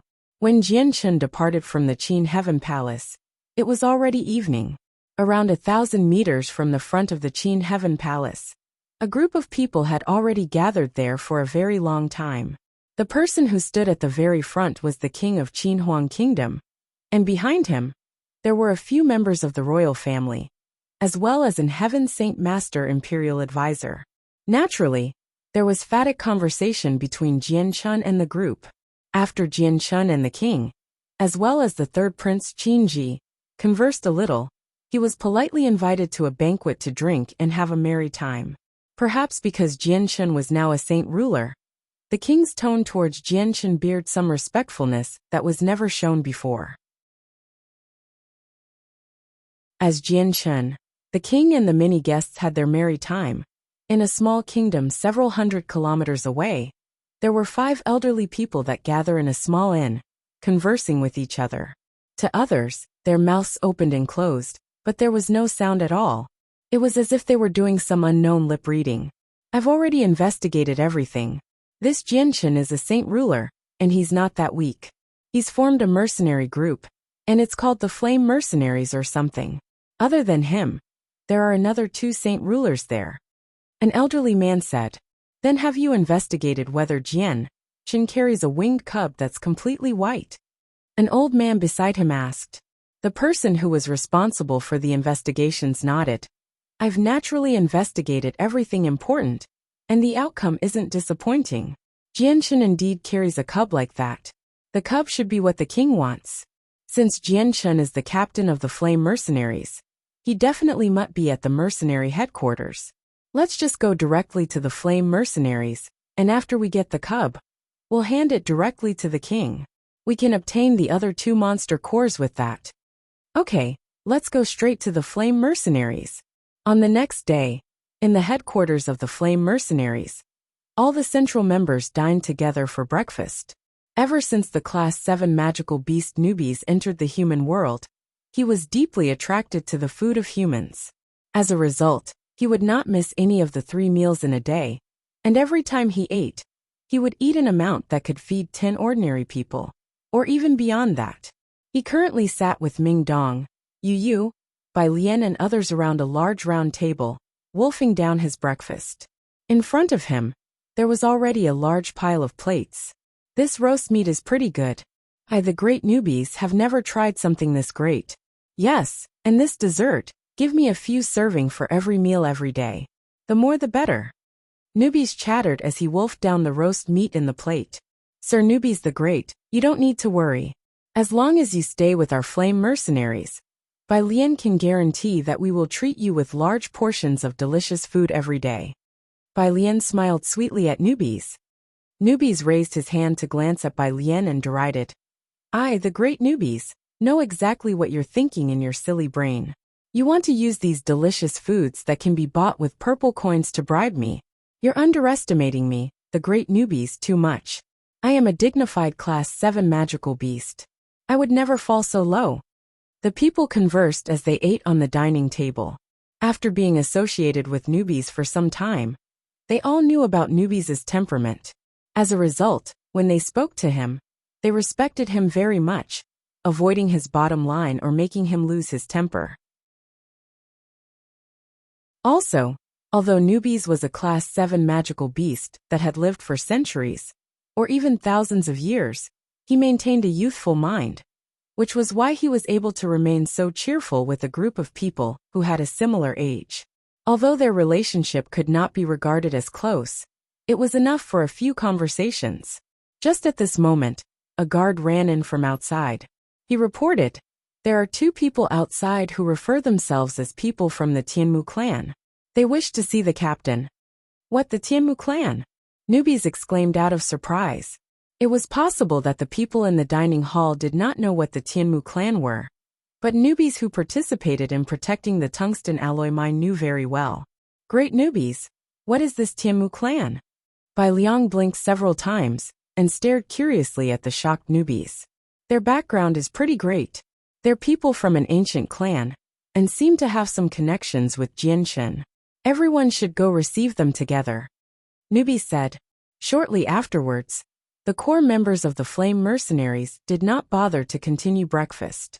They all left the dining hall, walking towards the outside. When they arrived at the main entrance of the palace, they saw a flirtatious-looking girl, who seemed to be in her 20s, standing silently outside the entrance. She was Tianmu Ling. Beside Tianmu Ling, there was an old woman. The old woman had peppered gray hair, and her gaze was deep. She carried a dragon-headed cane, and seemed just like an ordinary old person. Jian Chun had basically let Bai Lian and Yu, who were good at managing things, handle all the matters of the Flame Mercenaries. As Jian Chun was not currently present, Bai Lian and Yu possessed the greatest authority. They had already learnt of their identities from newbies beforehand, so when they met, they immediately escorted the 2 people into the palace politely.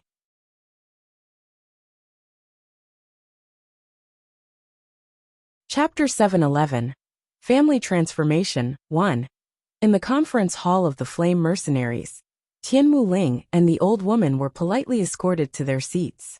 As for Bai Lian and Yu, they received the guests enthusiastically. Tianmu Ling sipped some tea elegantly and shot a glance at Yu and Bai Lian, the 2 girls who were even prettier than her. She said softly, "I'm Tianmu Ling. Who are you 2? And what relationship do you have with brother Jianshen?" "Hello, sister Tianmu Ling. I'm Bai Lian. Jianshen's my elder brother. This is sister Yu, my brother's fiancée," Bai Lian said with a slight smile. "Fiancée?" Tianmu Ling muttered quietly. She stared at Yu with some astonishment and smiled. Who would have thought the seemingly cold brother Jianshen has a fiancée? Really surprised me. But sister Yu's manners are refined and possesses an alluring appearance. Only exceedingly beautiful women like you suit brother Jianshen. Yu's pretty face became flushed and she said with a smile, "Young lady Tianmu Ling must be exaggerating. Compared to young lady Tianmu Ling, Yu is far below." Tianmu Ling giggled. "Anyway, where has brother Jianshen gone to? I've specially come today, representing the Tianmu clan, to look for brother Jianshen." "Young lady Tianmu Ling, we must apologize.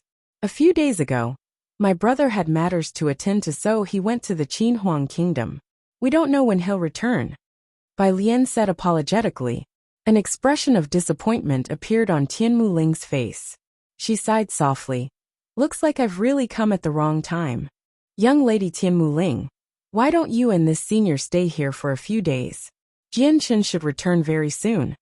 Tianmu Ling stretched before looking at the silent old woman beside her. She said, "Grandma Wang, why don't we stay here for a few days and wait for Jianshen to come back?" The old woman stared at Tianmu Ling affectionately and said with a smile, "As long as Linger wants to, Grandma will listen to you." As soon as she finished speaking, a gleam of light suddenly flashed across her eyes. She slowly raised her head to look at the distance. At this moment, there was a weird light to her eyes, as if she could see through the structure and directly observe what was going on outside. Soon afterwards, a great pressure suddenly erupted. It swept through the entire palace, causing those who were slightly weaker to feel as if their bodies were being crushed at by a boulder. Not only did they become extremely solemn, they even struggled to breath. Bai Lian and Yu were also affected in the conference hall. Their complexions suddenly paled, and their legs became powerless. They struggled to stand and almost fell down. The old woman on the seat sneered. She gently tapped the dragon-headed cane on the ground, and suddenly, the great pressure immediately vanished. "Is the captain of the Flame Mercenaries Jianshen here? Hurry up and come out." An old voice reverberated from the sky. It was like an explosion, extremely deafening, and it spread throughout the entire city. Everyone in the city heard it. In the sky above the Flame Mercenaries' headquarters, 5 figures had already appeared at some time. They stood erect in the sky like gods that had descended. Who is being so impudent outside? A cold snort resounded from the palace where the Flame Mercenaries were. Short afterwards, 3 great presences erupted from the palace simultaneously. Bai-Hai, Jiedatai and Newbies flew out from the palace at the same time, stopping 100 meters away from the 5. They suppressed the great presence given off by the 5 people. Who would have thought the Flame Mercenaries would have 3 saint rulers? A little surprising. Of the 5 elderly men, one of they stared at the 3 people in disdain. Bai-Hai observed the 5 people rather solemnly. He could feel the strength of the 5 people. 3 were 5th heavenly layer saint rulers, while the other 2 were in the 6th heavenly layer. Such a powerful lineup definitely was not something the 3 of them could deal with. Who are you? Why are you looking for my great-grandson? Bai-Hai asked with a deep voice. The expression he currently displayed was not nice. The 5 people swept across the Bai-Hai and the other 2. They did not find Jian Chun with them, so one of the people said rather impatiently, "Hurry up and tell Jian Chun to come out. We're looking for him for some matters. My great-grandson is not here. If you're looking for him, perhaps you've made the trip in vain." Bai-Hai said with a deep voice. The 5 people did not come with good intentions, so he knew they were not friends but foe. The 5 elderly men became slightly gloomy. One of them said huskily, "What, not here? Where's he gone? Hurry up and tell us." The person's tone was imperative, and did not seem tolerant to any resistance, as if he was directly ordering Bai-Hai and the other 2. Newbies was unable to maintain his composure. As a beast of antiquity, the pride within him did not allow anyone to speak in such a way to him. Under the situation in which his dignity was challenged, he would not feel any fear, even if the opponents were 6th heavenly cycle saint rulers. "You old bastard, who do you think you are? You better be careful with your tone. Otherwise don't blame me, the great Newbies, for being impolite." Newbies stared coldly at the old man who had spoken out. The old man was slightly stunned. He had never imagined that Newbies, a mere 3rd heavenly layer saint ruler, would speak to him like that. He had lived for so long, yet he had never encountered such a situation. However, the old man's complexion quickly became ugly. He stared at Newbies with great shock, and killing intent rose up without any restraint.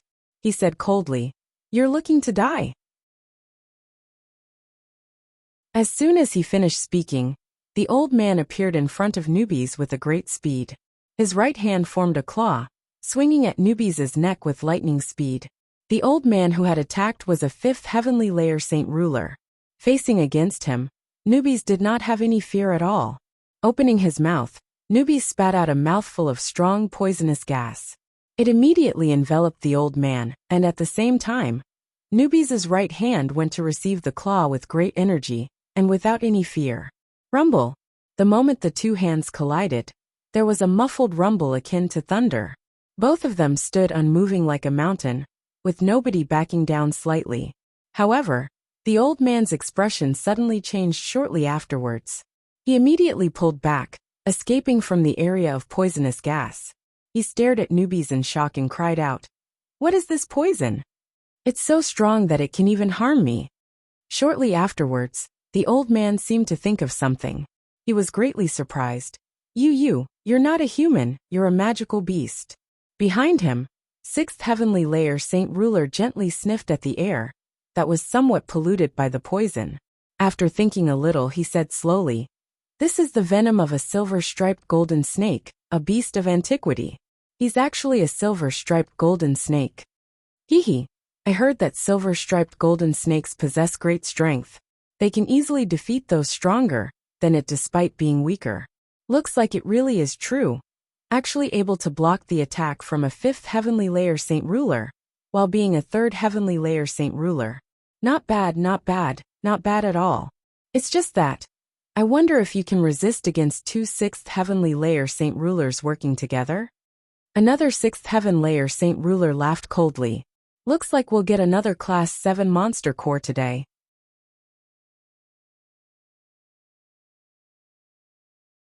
Chapter 712. Family Transformation 2. One of the sixth heavenly layer saint rulers said to the other one, "Sit to you old coot. Silver-striped golden snakes have a crazy combat ability.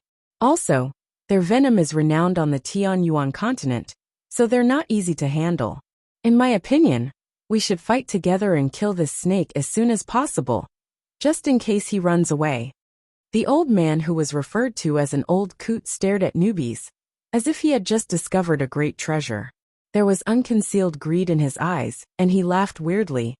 The every part of the body from a beast of antiquities is treasure.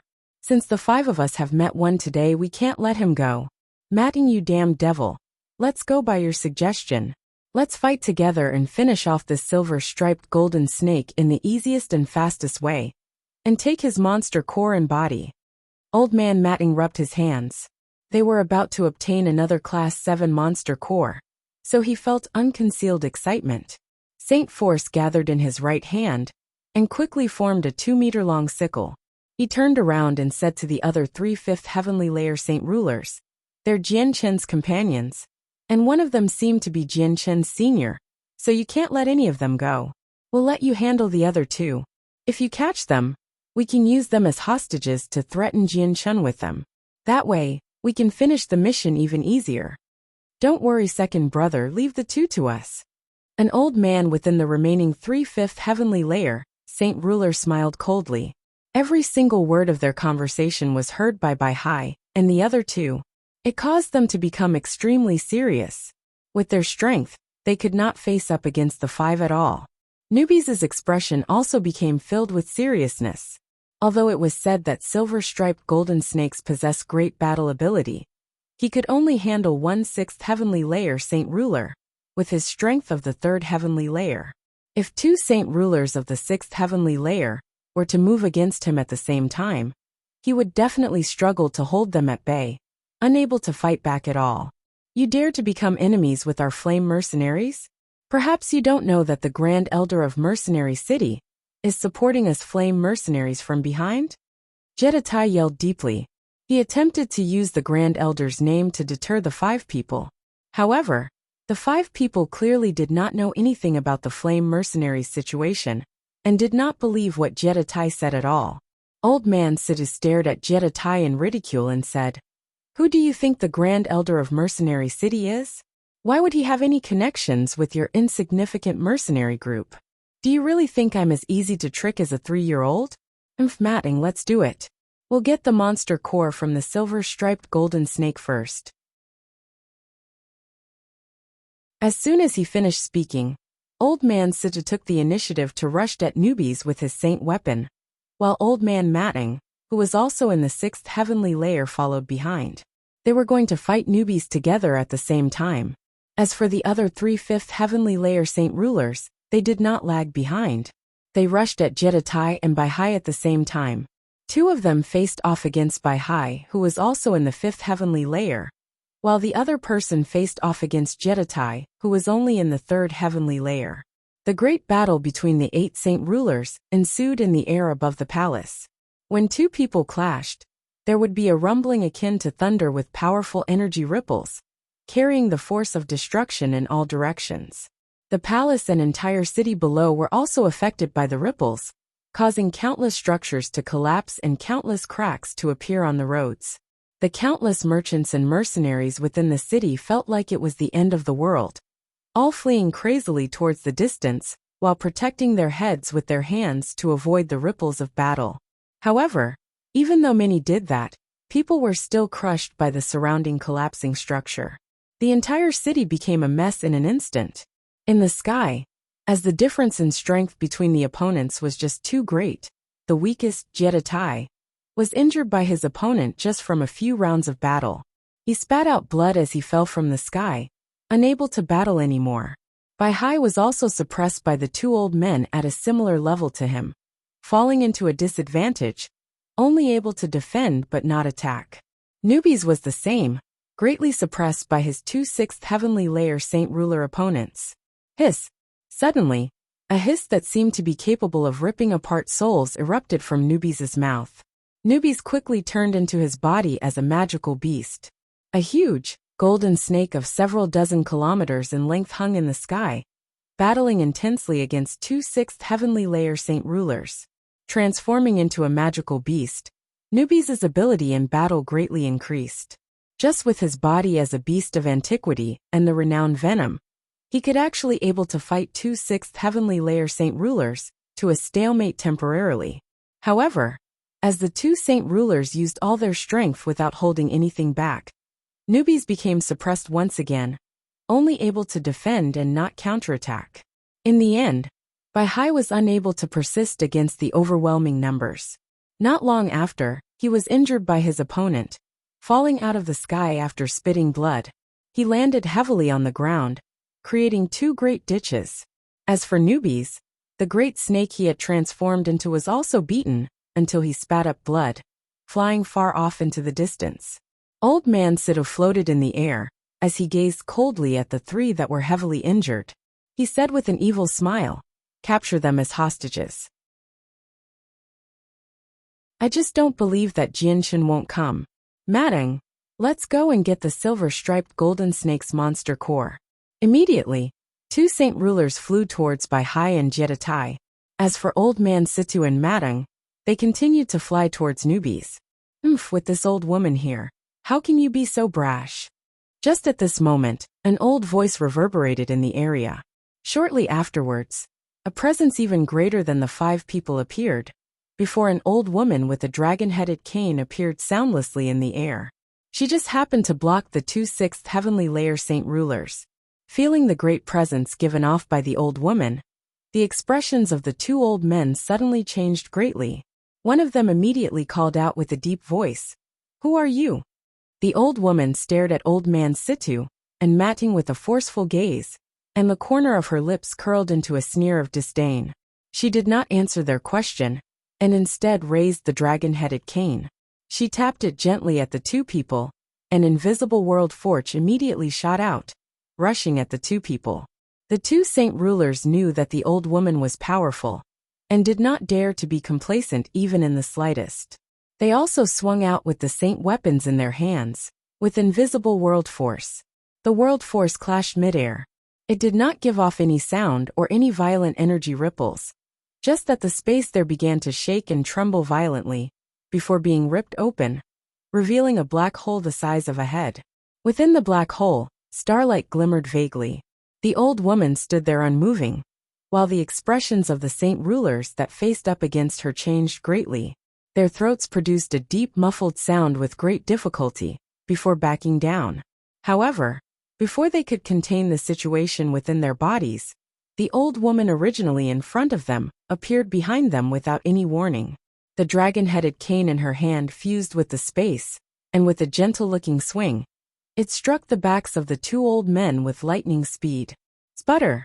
The two old men who were 6th heavenly layer saint rulers became extremely weak in that moment with blood spraying from their mouths. Their complexions paled in an instant, before looking at the old woman in shock. "Crap, this bloody woman's at least the 8th heavenly layer," Old Man Situ exclaimed.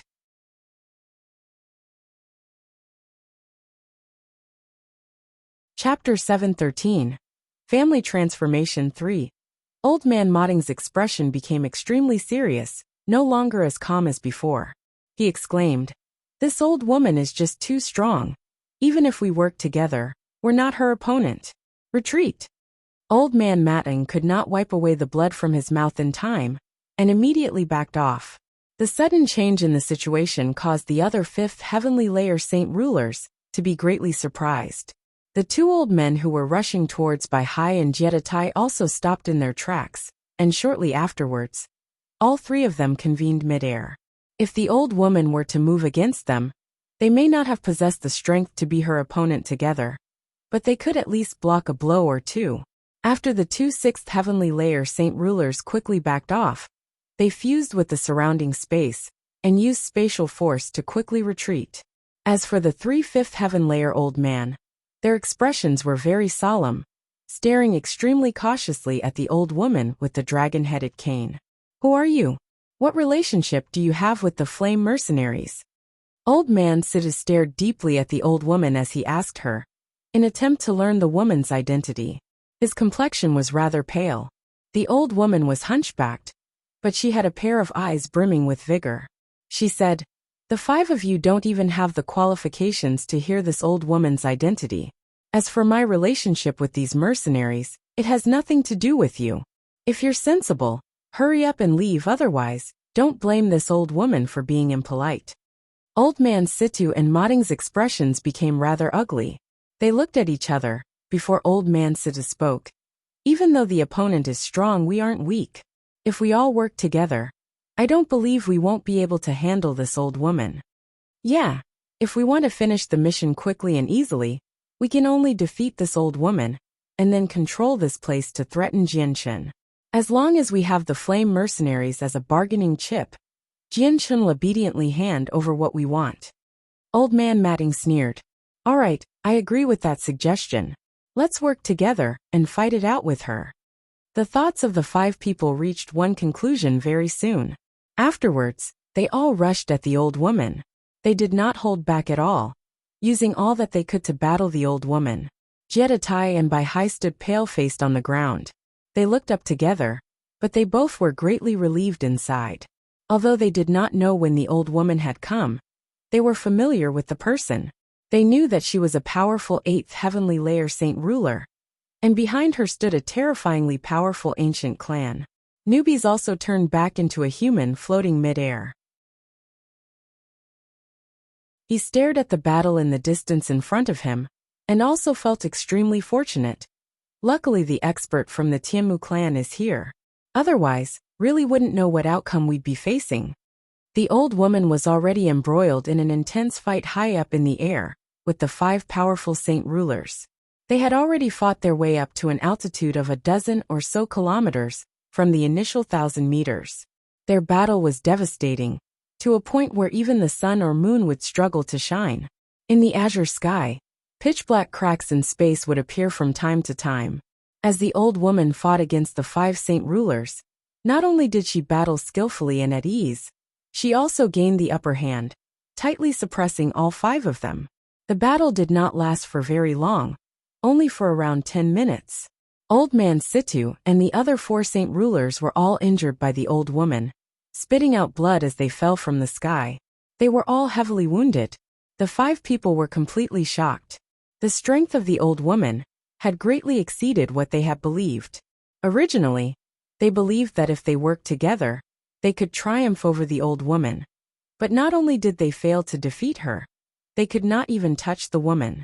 Instead, the outcome was that they were all heavily injured. That old woman's strength must be at the peak of the 8th heavenly layer, or maybe even in the 9th heavenly layer. God damn it, why do the flame mercenaries have such an expert protecting it? One of the 5th heavenly layer old man could not help it and cursed aloud. Old Man Situ regained control over his descent mid-air, and shot a fierce glance at the old woman. Afterwards he gnashed his teeth. "Let's go." As soon as he finished speaking, Old Man Situ immediately fled into the distance. Soon afterwards, Old Man Matang and the other 3 5th heavenly layer saint ruler regained control over their descent, and chased after Old Man Situ with their heavily injured bodies.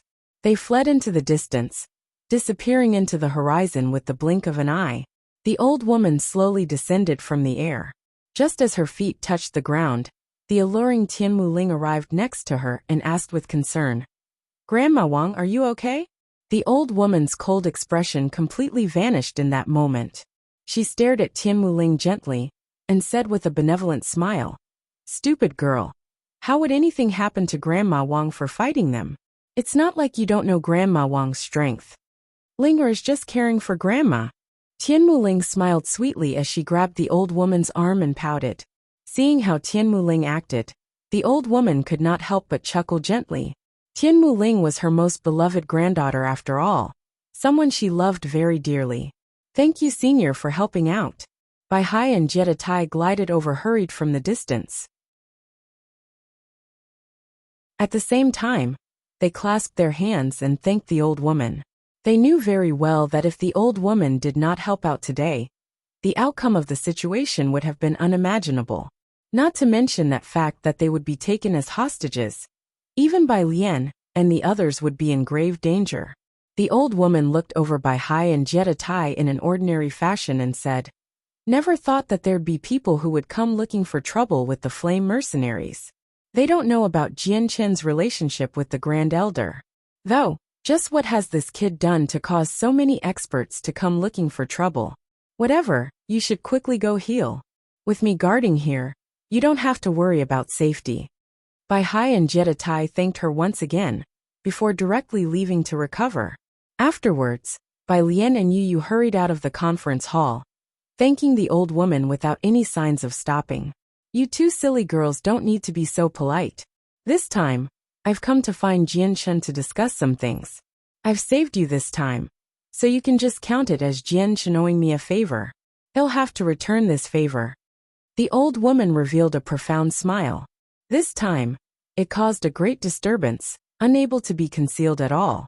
Very soon, the news that the flame mercenaries were attacked by 5 saint rulers spread very quickly, causing a great commotion.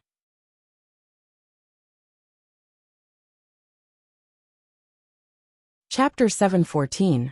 Loss of Parents 1.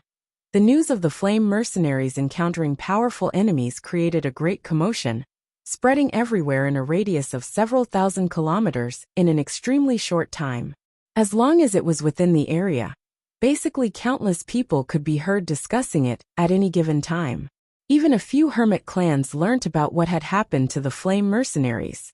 They were all extremely curious, unsure of exactly who had plucked up such courage to actually dare to provoke the flame mercenaries, which were supported by the Grand Elder of the flame mercenaries.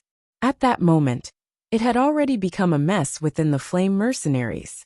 Although the 5 powerful saint rulers had been repelled, they had still brought an irremediable loss to the flame mercenaries.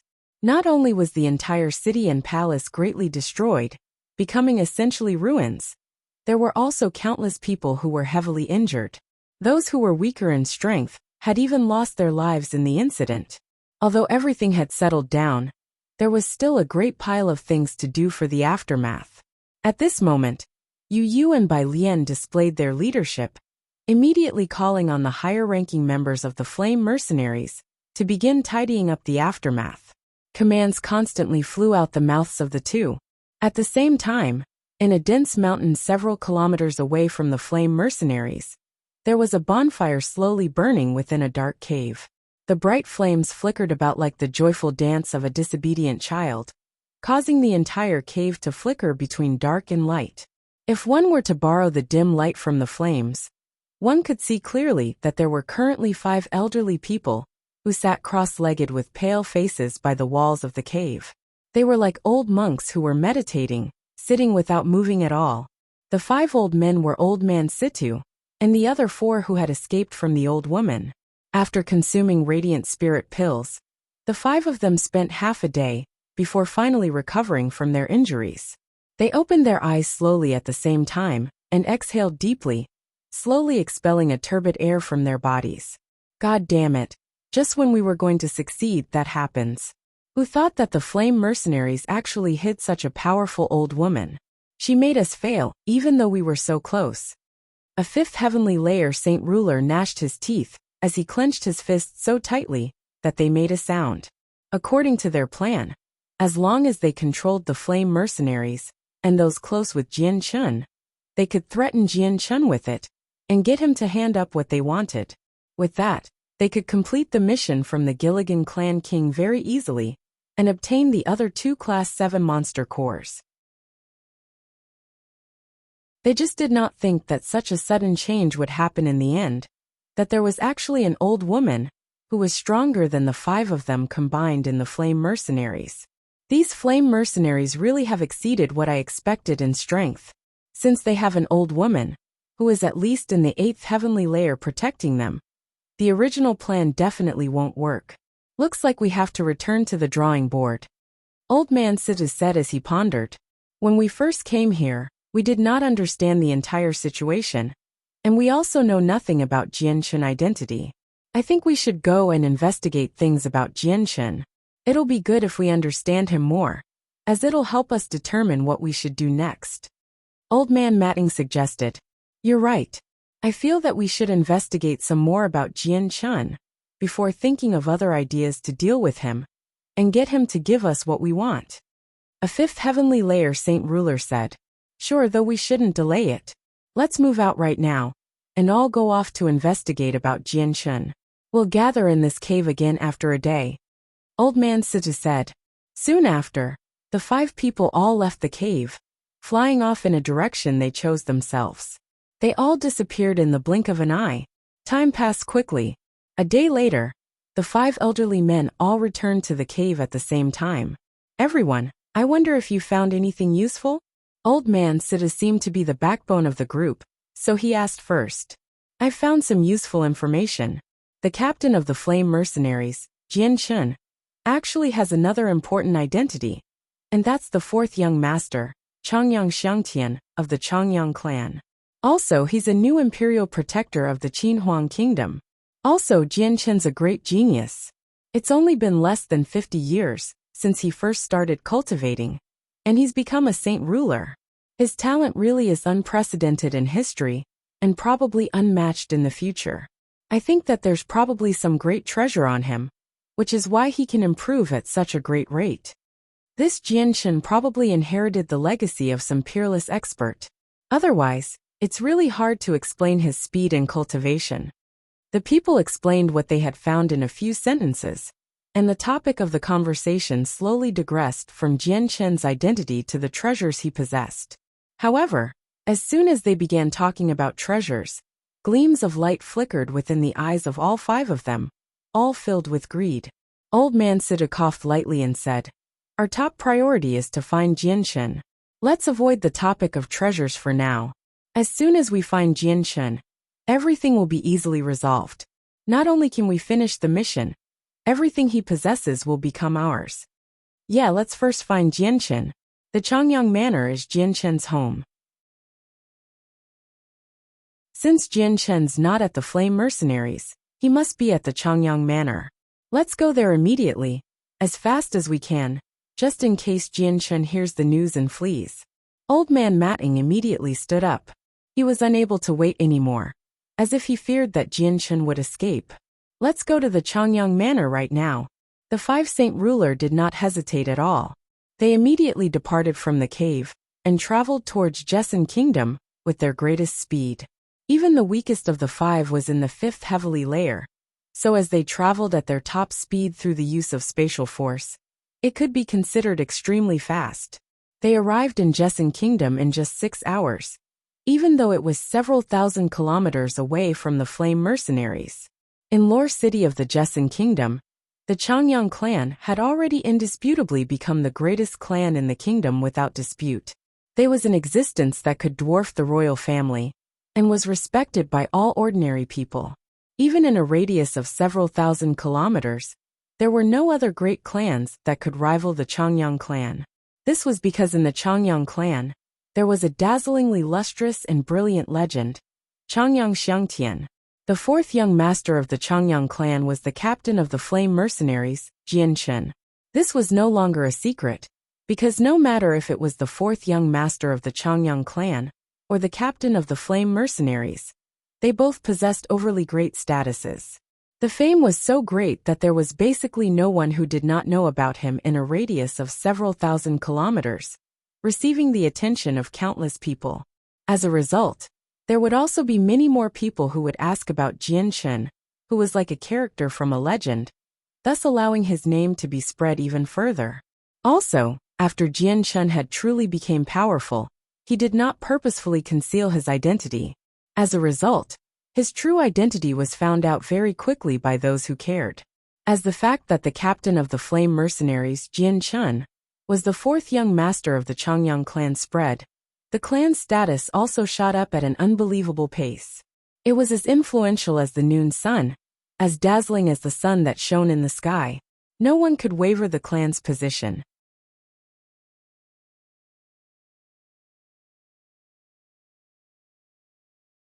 Chapter 715. Loss of Parents, 2. Within the Changyang Manor at Lore City, Bai Yuntian was currently talking casually with the 3 other ants, giggling from time to time. They were all very happy from the conversation.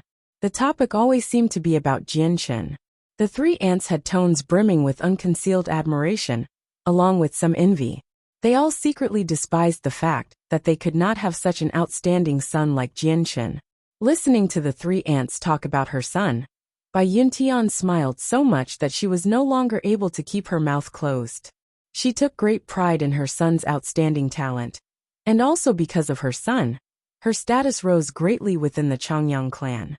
Even the elders of the Changyang clan would treat Bai Yuntian with a respectful tone. Meanwhile, in the conference hall of the Changyang manor, Changyang Ba was currently conversing with the head of a certain large clan within the Jessen kingdom. Brother Changyang Ba, how do you think about this suggestion? Although the esteemed young master Changyang Xiangtian is engaged with Princess Golan, it's not rare for men to have 3 or 4 wives on the Tianyuan continent. I am willing to have my second daughter, Cudi Chioli, marry young master Changyang Xiantian, and become a concubine of his. The clan head said. His tone was gentle and modest, with some intention of request hidden within. Changyang Ba chuckled and said, Patriarch Cudi, I'm extremely sorry. Xiang'er's already become an adult. We as parents are unable to make decisions all by ourselves on matters that would affect the rest of his life. It's best if you discuss it with him after Xiang'er returns. Then I will be troubling brother Changyang Ba to say a few words of praise before the esteemed young master. Although my second daughter Cudi Chioli is not as outstanding as Princess Golan, she is a great beauty that outshines the moon. She's publicly renowned as the second beauty of the Jessen kingdom. Patriarch Cudi said proudly. Changyang Ba nodded with a smile. Definitely, definitely. Just at this moment, a great pressure descended grandly from outside. It enveloped the entire Changyang manor. Feeling the pressure, everyone within the manor felt like a great boulder was placed on their chest, struggling to breathe. The sudden change caused everyone within the manor to be greatly surprised. However, before they could understand what was going on, a voice resounded from outside. It was old, but it was full of vigor. Where is Jianchen? Hurry up and come out. Above the Changyang manor, 5 elderly men who seemed to be in their 70s had appeared out of nowhere.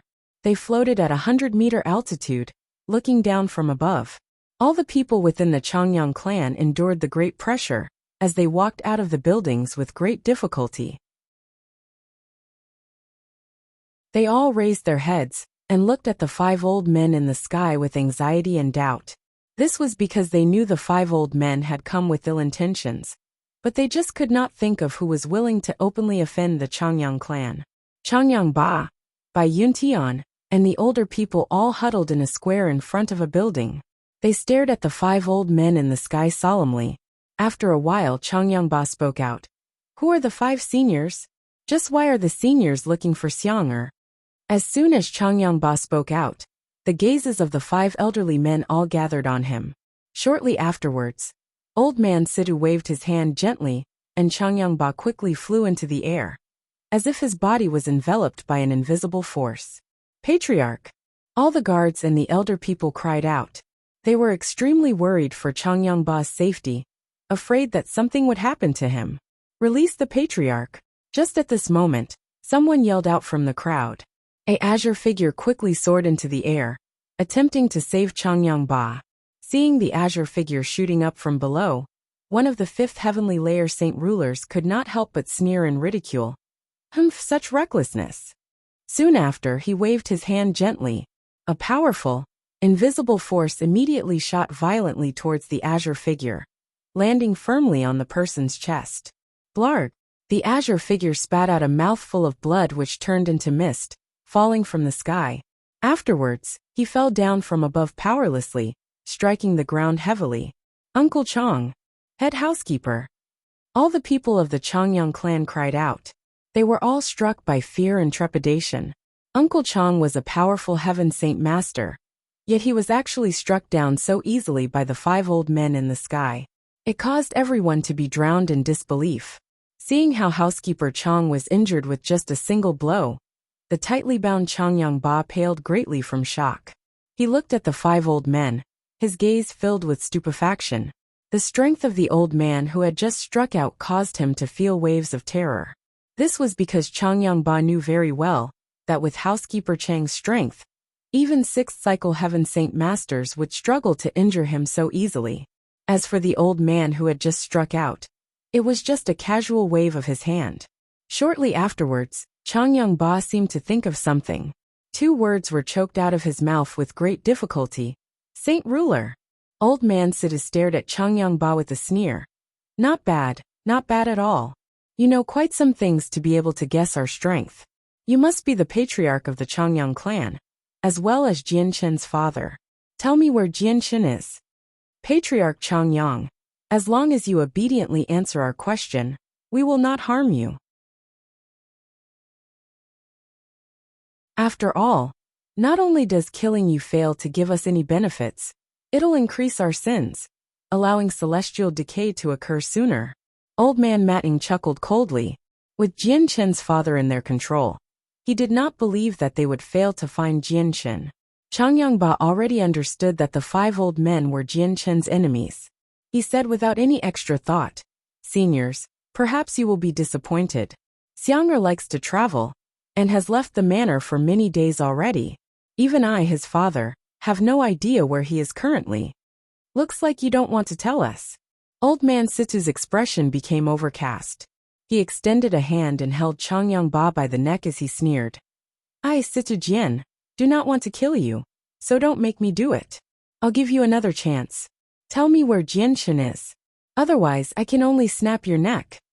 Changyang Ba was a courageous man. He did not fear death.